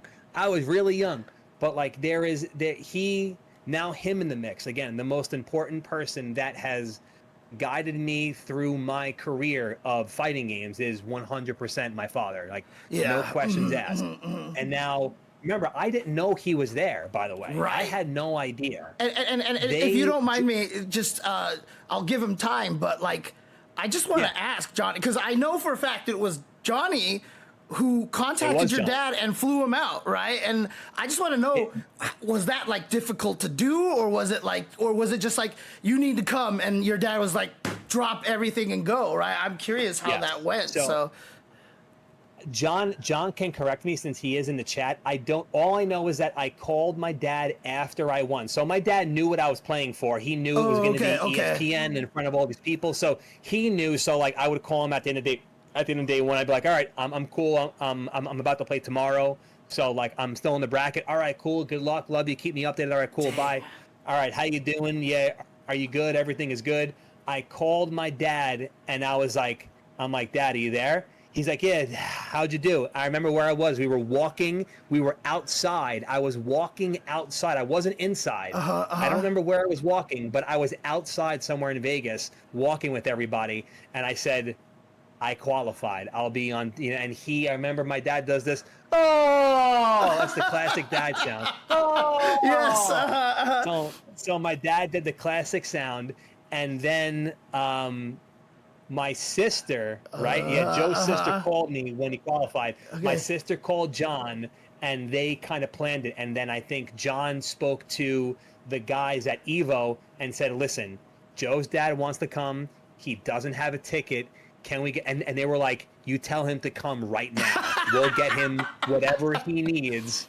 We'll get him in this building. It doesn't matter. So my sister called John and my sister spoke, and my dad said, I don't care how much money it is, just get the ticket. And till this day, my dad says it all the time, I have no idea how much that trip even cost me. I told your sister, get me there and get me home. And he gave my sister the card. Oh my God. And my sister did it all right there on the spot. My dad came, he didn't even have a fucking bag. He came in his clothes. Yeah, he didn't have anything because he's only staying for one night. He came, he flew in, he landed Sunday, and he went to sleep. I don't even remember where the fuck he went. Where did he go to sleep? I actually think he went to the airport. I think he went back to the airport. I gotta call him. Hold on a second. You know what we're gonna do? I'm gonna give you a. Hold on. Jesus. Hold on. We're gonna get cameo of LI Dad here. Oh, I'm sorry. FL Dad. Yeah. We're gonna FL figure this Dad. out right now. Can you guys hear? Can you guys hear the phone? Not yet. All right. I'll make him scream Okay. if he picks up. Your call has been forwarded to voice. He forwarded me? Bastard. Forward me?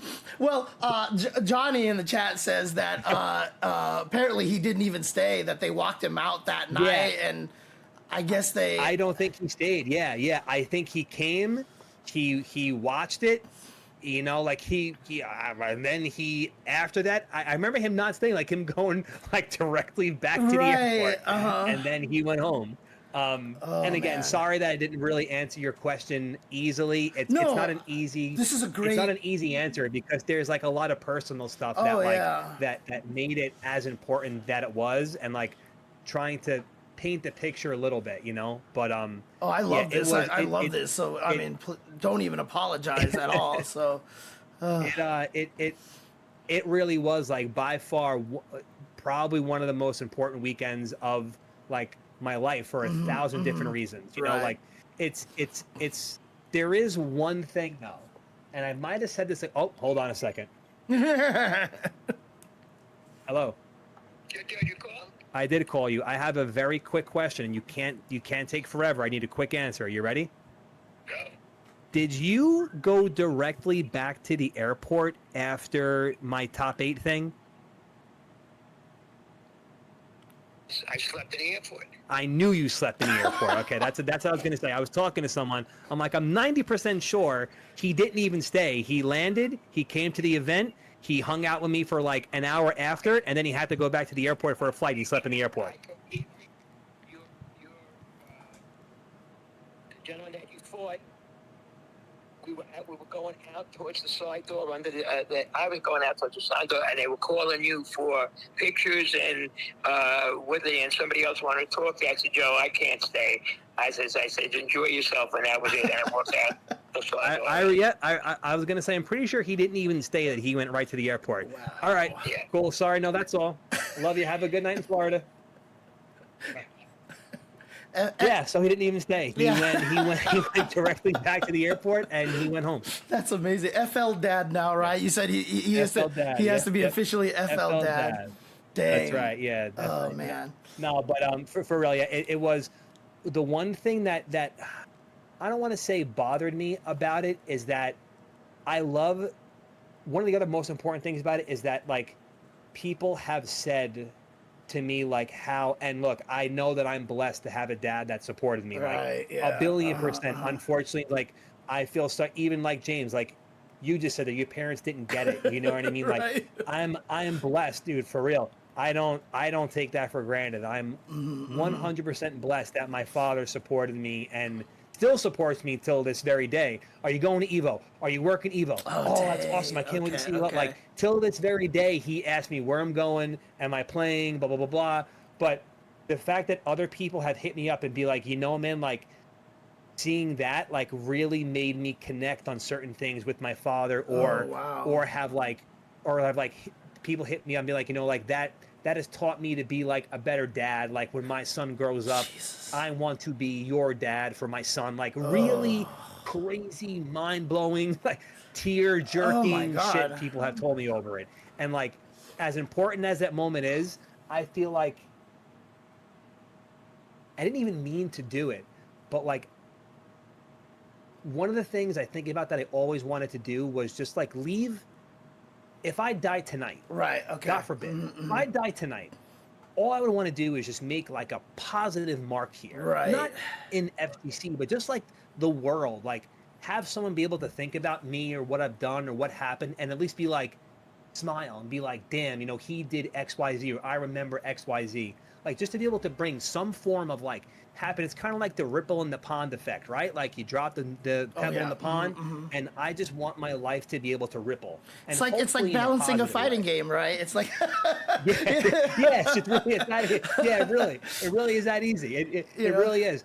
But like to have people say shit like that to me, like that means more to me than having the medal. And the medal is right on Yoda behind me. I don't know if you guys can see it. I can see it. The medal is right above my finger right there. Yep. That's awesome. But yeah, being able to like inspire people to play, or inspire people to like, how does someone tell me like that moment once is going to make me be a better dad? I'm like, holy shit, dude, hold on. Like, wait a minute, hold on. Right. But like, yeah, and then people that didn't know fighting games have got like, you know, after watching you, I remember playing Street Fighter 2, and like now I want to get back into fighting games. Like that shit hits me more than like anything else as far as the weekend goes. Like that is a crazy. The other thing, the negative side about it, I'm going to tell you one negative side about it. The negative side about it is that, and I understand it's a great accomplishment, I am beyond proud of what I've done. So I don't want to sound like I'm ungrateful. I don't want to sound like it's not one of the most important things that's ever happened to me, because that's not true. It is one of the most important things that's ever happened to me. But the thing that kind of bothered me was that you are now, this is going to sound so bad, I can't believe I'm going to say this, is that two things. You are now the dude that made top 8, right? Which isn't necessarily a bad thing. But just to like, there's so much other things that is the thing that takes precedent over anything. And I get it. I'm not saying it's wrong, but just internally, like, do I want to be the dude that made top 8? You know, like it's exactly like when you hear actors talk about like they have a role that made them famous, and now they're typecast as that character forever, basically. Yeah. So and again, I have to please understand when I say this, I am not ungrateful. I am beyond proud of what I've done, and incredibly humbled over the experiences that I've gotten from that particular event. But it's just crazy when like that is what you hear. It even happens to games like I'm the Urien guy. Not really. I use Urien in Third Strike a little bit, you know, I love, he's my favorite character. But there's 1,000 other characters I play, but nope, that's the guy that did the thing at CEO and likes Urien. That's what you get stuck in, that like bubble. And that kind of rubs me the wrong way a little bit. It's not a negative thing. I just have a hard time dealing with it. That makes more sense. It's not negative. I just have a hard time dealing with it. And besides, because basically it's like one of the most interesting, you know, realizations and growth that I had to have, you know, doing the FGC stuff, literally was realizing that we are celebrities, even if it's just to a small crowd. And so a lot of the times we're boiled down to a small thing, right? You know, and it is kind of tough that way sometimes, because you're like, you know, that was awesome, but, you know, obviously I've done a lot more. Like, look at this, I'm on stage hosting Evo now, you know, all these things, you know, and for sure, you know, it's hard, you know, but, you know, one of the things that it was weird, because like I was doing the Arc World, like the Arc, I forgot what the show was called, but you know, the Arxis was doing like those little podcasts from like Dude's Garage kind of thing, and I was guesting on there with one of the main voice actresses from Kill la Kill, because they had just come out with a Kill la Kill game. Same actress who did the voice of Agretzko in the Netflix series, you know. And I was talking to her a little bit about that, you know, about, you know, how odd it is to, you know, people come up and be like, hey, James, can I get a photo and all that stuff like that? Yeah. And she was like, you know, but, you know, the thing about it is, yeah, it's weird for you and it's odd, but, you know, to that person, it might be everything, right? And she was like, so, you know, it's important to realize what it means to them and how you affected them, right? Correct. And so correct. A lot of it is like, okay, I get it. Like, I'm known for this kind of thing. Like, everyone knows me for crying at, you know, the Tokido ending and stuff like that. But, like, for you, example, as well, like, those moments that define us mean so much for people that, you know, it is one of those things that we have to look at and be like, you know, like, yeah, we are defined by that. But at the same time, like, that definition grows into something so much bigger for so many other people, you know? No, you are 1,000 times right. And that's why I was trying to be careful with how I worded it. It's just that like again, I struggle with it, but that doesn't mean, again, it's wrong or I don't appreciate when people know me for that. I do appreciate it. I am humbled by it. It's just an inner thing that I have to wrestle with, you know, but that's it. And the other negative thing about it, the one more, was the expectation that was put on me. The expectation was something that was not too much, but like everything was the perfect storm for me to be on that stage that year. From the character that I liked in the game, like to everything. Like, Nash happened to be really good. Justin losing to Chirithi. Right. There is 1,000 things that fell into place. The way my friends were. Not that I love my friends to death, but we don't play like we did. If it wasn't for them, I wouldn't have been as good. Right. You know, like there are so many things. These guys, like I said, we were making pancakes. I was cooking for them at 5 a.m. because we were still fucking playing this dumbass game. Like, there are so many things that fell into place that made me good. And like, I also knew, and I say this all the time when people ask me about it, I don't think that I was the 5th best player in that room during Evo. Right. I was just the 5th best player that managed to win 2 games in a row before anyone else beat me 2 games in a row. Right. That's the God's honest truth. Like, when I was, and I tell this story again all the time when people bring up this thing, was when I was with my friends, I remember we were walking, it was like top 128, top 64. It was close. It was close to top 8. And we were all walking through the ballroom going to one of my matches. It was like 3 or 4 of us. And they were like, I forgot what someone said. I don't remember who said it. I just remember replying and saying, there's nobody in this room I can't beat twice. Impossible. Oh, right. I will beat anyone standing in here 2 times in a row. Like, I know I can do that. If we play first to 10, it might be 10-2, but motherfucker, I got those 2 games first. So in this room, now that's all that matters. Yeah. And that was really my mindset. I wasn't trying to be cocky. I wasn't like being overzealous. I was like, do I think I'm better than Tokido? No, I don't. But I could beat him 2 games before he beats me 2 games. Yeah. That I'm comfortable with saying. God, and that was my mentality. And that's how I went into like 128. That's such a great mentality. I mean, just for fighting game players in general, because a lot of people are just like, oh, I can't win these tournaments or whatever like that. But yeah, like, I mean, if you just believe you could win 2 games, if, like you said, it could be 98-2, but if you won those 2 games first, it doesn't matter, right? So it's over. So. Oh, man. I want to bring this shit around full circle. Okay. This is why open brackets are so important for the fighting game community. Right. Yeah. You could do it. Yeah. 2 games, dude. I mean, look what like technically the World Warrior, you know, being all around the world is kind of like an open bracket, right? And then that's how we got Blaz last year, right? Like, I mean, like 100%. But you know, to kind of even bring this even further for full circle here, you know, you were talking about expectations and all that stuff. So with Sagat coming out, you're going to Evo top 8 again, right? No, just kidding. That was the other question. I promised myself I wasn't gonna ask you the whole like, so you're back, right? Like, let's go. You know. Do you know? So there are 2 to 3 people that hit me up, not even under these circumstances, and I'm gonna say their name: John, David Bunch, and Javits. Oh, okay. Are 3 people. These 3 people all the time. They say all the time. They're like, bro, why don't you just give it one more shot? Like they tell me, like, yeah, they say it, and not even like because of Sagat. They're like, Bunch hit me up the other day, and he was like, I miss seeing you play. He's like, seeing you play is. Wait, I just want to say something different. Right? Is Bunch Casa Bunch like same guy basically? Yes, oh, okay, yes, okay. Gotcha. Okay. Very, very good friend of mine. Okay, One of my best friends.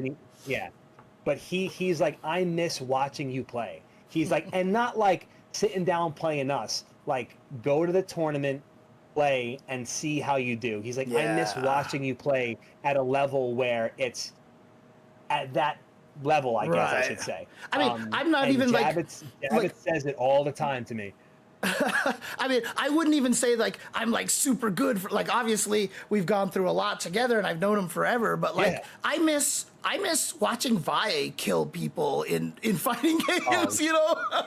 That's a good one. You know, right? Like, honestly, that's a good one. You know, yeah, there's just certain people that look, Combo Fiend, right? Like, I miss seeing Combo Fiend beat everybody up. So, yeah, I totally get where they're coming from. They're just like, yeah, oh God, it would be so cool just to see LIJoe go for another run and stuff. But, you know, I know life is different and things are hard, and, you know, it's different because for a lot of these kids these days, and, you know, calling them kids just is, you know, we can't help it, but like, you know, they can plan their life around that. And not only that, but like, you know, the relationships they build have that expectation already that they're going to be playing fighting games for a long time, right? So a lot of these guys are just going to, you know, their friends, their girlfriends, boyfriends, you know, partners, you know, if their parents, I mean, you see the stories of like Enzo the Hokage, his dad's driving him all around to all these events, just like, you know, your dad used to do. And like, but they have that expectation.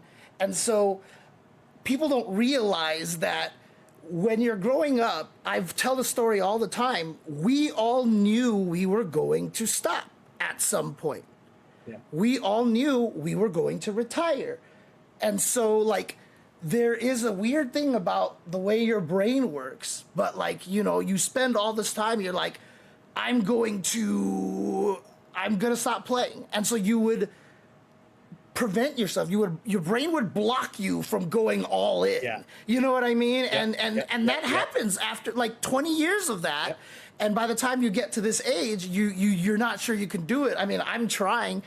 It's not easy. It's hard, but like I know what that's like. Yeah, a lot of times it's you know, you have worked so hard to get your brain to be like, I can't get this far into it because it will ruin my life, because that's what we were told when we were young, right? Like, you can't play video games forever. That's going to ruin your life. You know, you got to get a job, start a family. So, like, it's tough. So it's not just one of those things that you could just be like, yeah, I'll just turn it on again. Let's go, you know? Yeah, and that's what I think about. Also, there's always the debate about the competition now and the competition back then. Like, I just feel like there's so many more players right now, and there's so many more ways to get good, be it online or be it whatever. And I hate to use that term, but like, it's kind of true. Like, people didn't have access to the arcade, therefore there wasn't a huge scene to play, so the pool was a little bit smaller. You know, like, I think there's a lot of things. I don't want to really get too deep into that conversation. There's a whole lot of factors that do that. But like, but just like the way that people play now, dude, I don't have that in me, bro. Right. I don't. Like, dude, Punk is in 3 tournaments a night. I'm like, nah, bro, you're bugging. Like, nah, dude, come on, I can't do that. He's in this tournament, and then he's in another tournament, and then he's in another tournament at 8 p.m. I'm like, dude, what happened to like once a month we all went to Philly or Florida or another place and we played and we went home? Dude, like, there's like, actually I don't know if I have that in me. there's actually weeklies out there that are banning people from multi-tournamenting in the same day because it holds them up. Like, this is a thing we had to worry about, you know? Like, it's crazy. Exactly. But I mean, yeah, I just don't know if I had that in me. Sorry, go ahead. My bad. no. I mean, now a little more seriously and not joking as much here to kind of bring it back. I mean, like, is this something that at least you just, like, obviously I'm not asking you if you're going to try to get back into it, but like, with Sagat coming out, and let's say the fireball thing doesn't turn out to be that bad, like they make up for it in other ways and all this other stuff, and a lot of the things they gave him are just really cool, and he just, like, he fits you like a glove, right, kind of thing. Like, again, I'm not saying like you're going to go to EVO with expectations to like try to repeat top 8 and stuff like that, but like, would you play like casual online tournaments, or, would you get to that point where you would get back and travel to CEO and actually just want to ruin a bunch of people's weekends, and Yeah, 100%. I feel like that is again, not a paid advertisement. I genuinely like Street Fighter 6. Yeah. It is my favorite Street Fighter. I like it better than 4 and better than 5. Right, Easy. Yeah. Like, not even close. I really do like this game. Is it perfect? No game is perfect. But you have to be able to take the pros and the cons and be able to work with what you got. If you ask me, they gave us a great product that we can work with what we got. Yes. Yes. I think so. Yes. I think so. Anyway, I genuinely like the game. One of the problems I've had with the game is that I struggled with a character. Yeah. I used Ryu in the beta because it was Ryu, and then I used Ken a little bit, and I played JP when JP came out. Like, I had when the game launched, I used JP. I've had a hard time like connecting and being like, this is it. Yeah. Like, when I played 5, the second I tried Nash, I'm like, oh, this is so right. cool. Okay. Like, yeah. I knew it immediately. I didn't have to look for another character. When I picked Sagat in Street Fighter 4, I'm like, yep, I'm good. I'm good for the rest of this game, whether he's good or bad. But I haven't gotten that feeling for 6 yet. So I'm hoping, again, when I do get a chance to play Sagat, hopefully at EVO, I plan to wake up dumbass early because just to get there, and hopefully I can get on that line at EVO and play him. And then I'm going to fly home and turn this bitch on immediately. Right. And I haven't turned my stream on in like 3 months, maybe even 4 months. But when he's out, I think he comes out the day that I land home, that's it. Like, I'm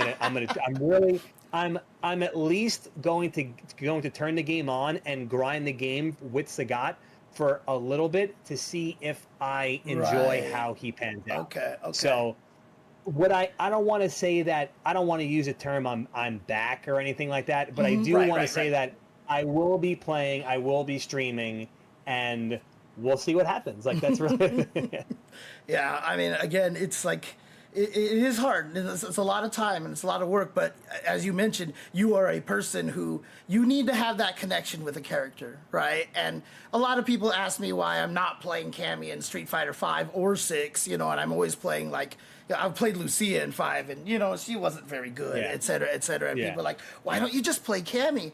Like I said, since Super Turbo, only in Street Fighter 4 where she had Tiger Knee Cannon Strike, I think is the second most fun that she's ever been. Obviously, that she was super good because of that move, and she was good, and so that makes it fun, obviously. But since then, like Street Fighter 5, like Cammy, I used to turn on the game, go to training mode, and I'd pick Cammy, and I'd literally just stare at the screen, and then I'd pause and go pick somebody else. There was like nothing to lab with that character, and people don't know this, but I've always been a Final Fight player, right? So I played Guy, I played Maki, right? And then I played Lucia, and now I play Kimberly. I've always liked that character archetype. I don't know why, but like I've always liked that archetype, and so that's why I played Lucia, and why I'm also sticking with Kimberly. Now Kimberly's really good, so I can't even complain about it anymore. So, but yeah, I mean. But it still takes a lot of time, but you need to have that character to attach to. So a lot of times people will ask me, like, who should I play? Who should I play? And I'm like, dude, when you start in bronze and you start in silver and all that stuff like that, like, you don't care about tier lists. Like, don't worry about that. Play the character you connect with and the one that you enjoy. Sure, the only warning you have to give someone is if their goal is to become a top level player, to not get, you know, Stockholm syndrome into your character if they do suck. You know. But when you start, just play someone you like. And yeah, I mean, Sagat obviously is a character that you have a lot of affinity for. So to kind of bring it a little bit back, is there anything else besides the fireball stuff that you might be worried about for Sagat? Yeah, I actually, I'm not, now I don't know, we haven't seen it. It doesn't mean it doesn't exist, but he does not cancel his crouch medium kick, which is huge in this game. Which is a big one. That's a big one. And there's no Kara anything in the video. So those two things, look, not that he's always had Kara, like obviously it's not something that was been in every single Street Fighter, but it's just something that I liked about the character. You know what I mean? That like I enjoyed that portion of it, and just kind of like what you said before, if your hands don't like what you're doing, you're not really going to stick with anything else. Like that's something that my hands like doing. You know what I mean? Like my hands like doing that. So again, the affinity to the character, just the play style, how the character feels, like it all makes you want to play the game. Like if my hands like doing it, I hope he's got it, because then I'm going to want to play the game, right? So like again, I've told people, it all makes sense, right? I've actually said on Twitter, like, I wish that everybody who plays fighting games had an opportunity to play on an arcade cabinet and to DP a limb. You know, like, because dude, when you do the uppercut on the machine and you know you can put your whole goddamn body into that DP motion, and like you hit, like with Ken, that's why everybody played Ken in Super Turbo, even though he was bad, right? Like if you uppercut Guile crouching medium kick, like that is just like the greatest feeling in the world. You feel like a god, bro. You feel like a god. And, you know what's funny? The Sagat Carrot thing is very similar, because like, oh, I'm not in range, and then all of a sudden you're like, pow, you're just like, oh my god. I sure am in range. I sure am in range. Yeah. It's so funny that tweet that you made about that. I remember I replied to, because something happened at the FGC charity event where Jatsu has never seen me play, and I was playing St. Cola, and St. Cola was using Bison, and I was fucking DPing scissor kicks and DPing side cuts, and I was like. And he was like, bro, it sounds like you're shooting a gun. I'm like, I'm playing the arcades, bro. I don't know what you want me to tell you. We didn't know if the buttons were going to work, dude. We didn't. My shoulder, I fucking hit the button. Like the whole thing was happening. And just, it was like, I've never seen you play in person before. And it's like almost scary. Like, what? So I mean, when Street Fighter 4 was so big, my coworker actually like asked me to go over to his place to teach him Street Fighter, and he bought one of the SE sticks. Remember, not the big, like the cheaper ones. And I was like, so this is what you got to do. And I would like start using it, and he's like, what are you doing? Like, you're gonna break my controller. And I was like, what are you even talking about? He's like, you're hitting it so hard. And I'm like, am I? You know, people in my chat have asked me. People in my chat have asked me, like, why are you so angry right now? And I'm like, what? And they're like, you're hitting the button so hard. And I was like, I am. You know. Oh man. But yeah, I mean, getting those DPs out like that feels great. Yeah. So yeah, I mean, it's interesting too because like the Ken trailer came out for Fatal Fury, right? And you don't see Ken do any breaks in there. And so someone's like, maybe because he can super cancel, he doesn't have breaks. And I was like, that'd be interesting, right? And so, yeah, you're right. Like Sagat, you don't get to see him do the Kara cancel. And the crouching medium kick thing, I will just say personally, because I can tell how they're designing the game and stuff, I'm pretty sure it's not going to be cancelable. And the reason why... I would say it's not as well. Yeah. I would agree with you. Yeah. So the reason why is just because the range on it looked ridiculous, and everybody who has a ridiculous range crouching medium kick cannot cancel it, right? So Elena, I was like, oh my god, her crouching medium kick is farther than Jury's, and then I was like, oh wait, I can't cancel this. I was like, interesting, you know, like you know, Manon, Zangief, all those characters who have ridiculous ranges on them can't cancel. So I'm 99% sure he can't cancel that, but the Kara stuff, I have no idea.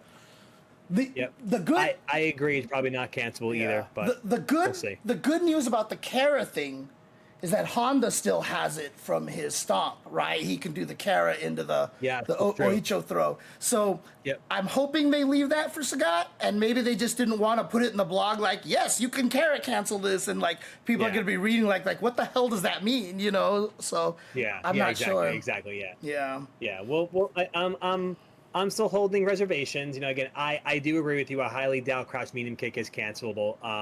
But his crouch fierce is, and that button looks crazy far. Well, he has that crazy far. I think the one where he like kind of arcs the punch, that one I think might be crouching medium punch based on the sound effect when I was trying to analyze it. But it also had a target combo off of it that like he could cancel, which was like crazy. That was off stand fierce. Oh, yeah, I think that's off stand. Okay. Yeah, I'd have to watch the trailer again, but I think there is a point.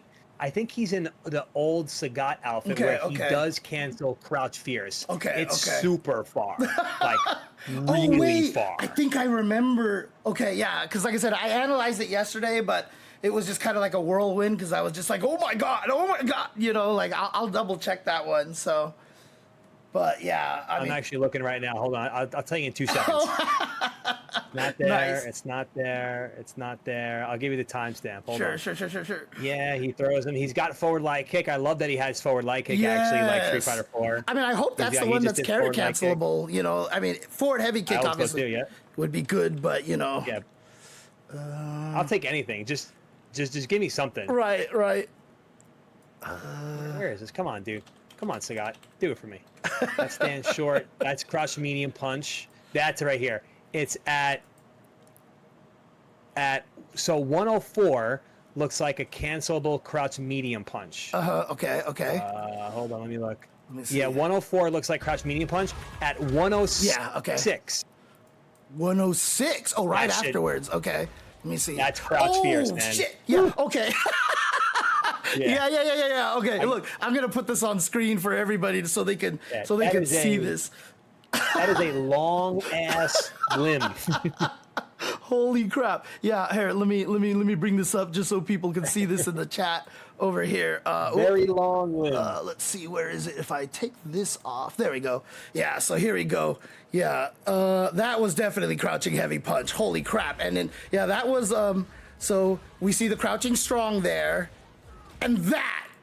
Oh my god! Holy crap! That shit is far.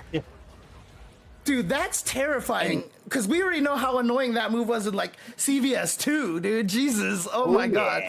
Oh, yeah.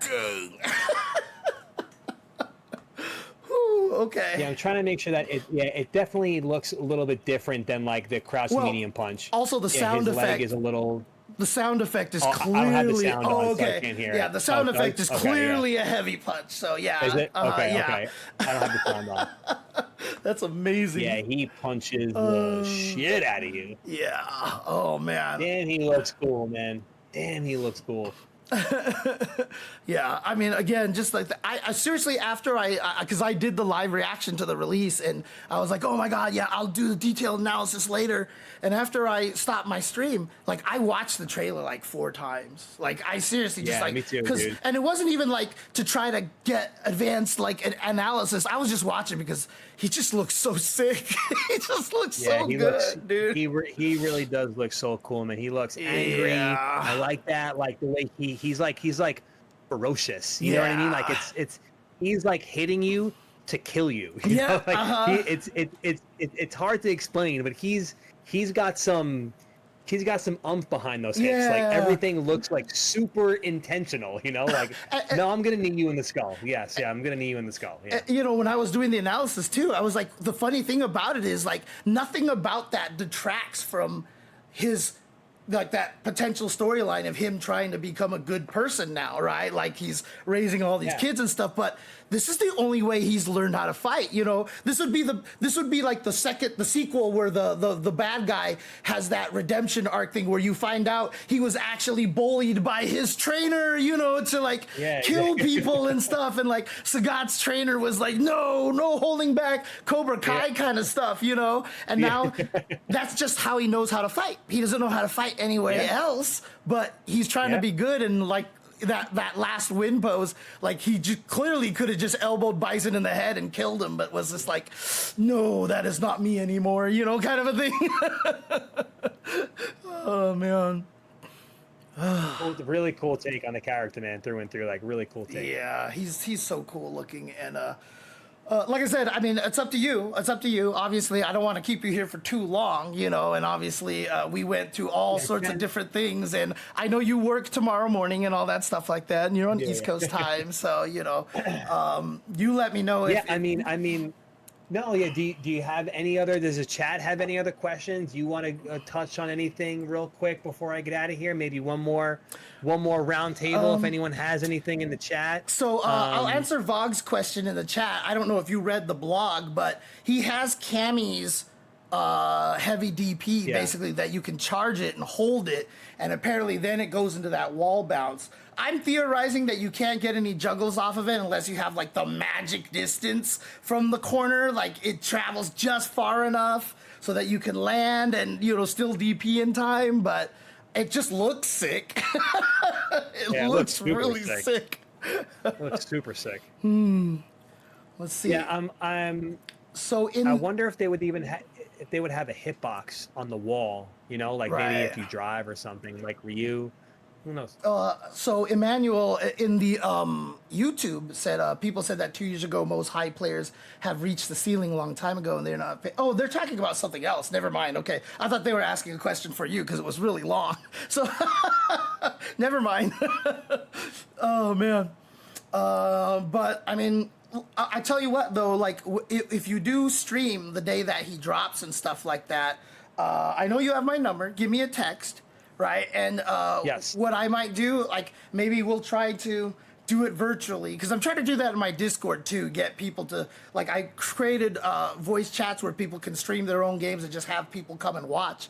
But like, if you play, cool. I will just come into Discord and just like watch you play and just, you know, and like shoot the shit with you and give you ideas and lab on the side. No, that'd be sick. Yeah, I'm actually bad at that. That's why, like, again, I got to shout out Javits. Javits has always been like Javits is the one that tells me in my head what to do. Yeah. Because I could do it here, but I can't do it here. So yeah, I'm very bad in training mode for the most part. Okay. So it would actually be really good for you to be like, nah, you idiot, do something like this and have it work, because it's gonna work. Because I'm not gonna think of it. Right. So that would actually be really cool. Yeah, let's see if we can set that up. Yeah, because I mean, honestly, I talk about this a lot too. Because when we were playing fighting games back in the arcade, we had no internet, we had no YouTube, we had no training modes, and so you couldn't design fighting games the way they play now. Because I've often said, like, people always say that I'm using this as an excuse why I'm bad at these games, but like 5 and 6 are very different Street Fighter games because they require you to study. Like I tell everybody on my streams, if you knock somebody down and you already don't have your options ready to go, like, you're fucking up, right? But like when you talk to old school players about, like, you know, fighting games, they're like, why'd you do that? And they'll be like, I don't know, it just felt right. You know, like that's exactly my answer. Like, I don't know, that's kind of what I felt like I should have done. Right, exactly. And so, you know, a lot of those players are not good at this training mode thing. You know what I mean? It's like really hard to sit down and just be like, oh, because like I'll lab and I'll be like, oh, okay, this thing is now plus 37. I need to find a move that's like 15 frames long to whiff, and you know, and that's just not for everybody.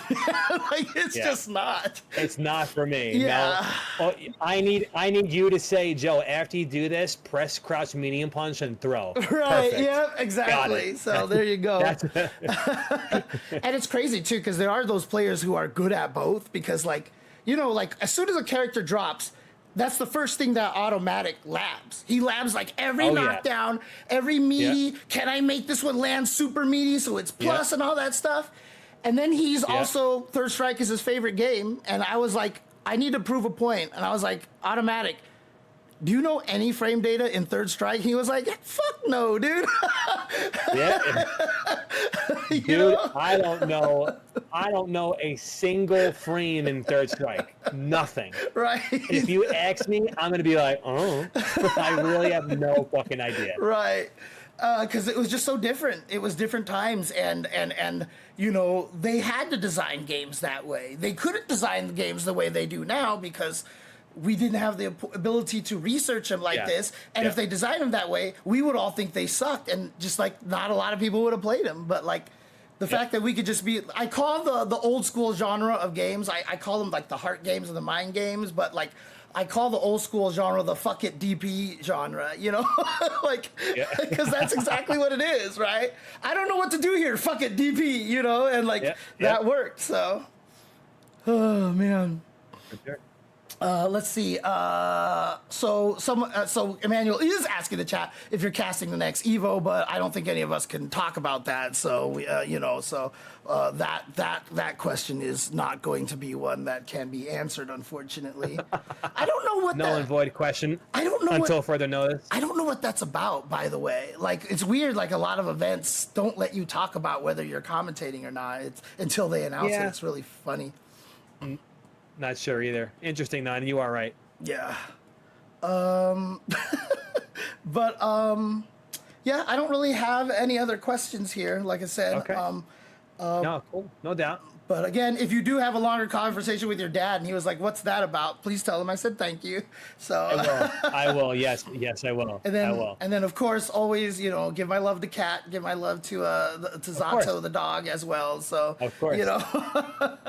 Of course. And thank you, James, again. Thanks for having me. Things like that. You know, I don't get to do this stuff that much often anymore, so it's always cool to do it. And even if it's things that I've spoken about 100 times, I always just like I like talking about it, man. You know, it's part of my life. It's part of the scene. And like, I just appreciate having the opportunity to be able to talk to more people about it. So thanks for having me on, and thank you to the chat and everything like that. So. I mean, again, dude, anytime you want to just jump back on and shoot the shit, I'm always down to do that. Again, you talked about, it's funny too, because obviously, like, we consider each other good friends. And the funny thing is, like, we really honestly have never like seen each other all that much. You know what I mean? Like, you know. Yeah, we see each other like twice a year, maybe, right? And we spend like an hour in each other's presence, maybe?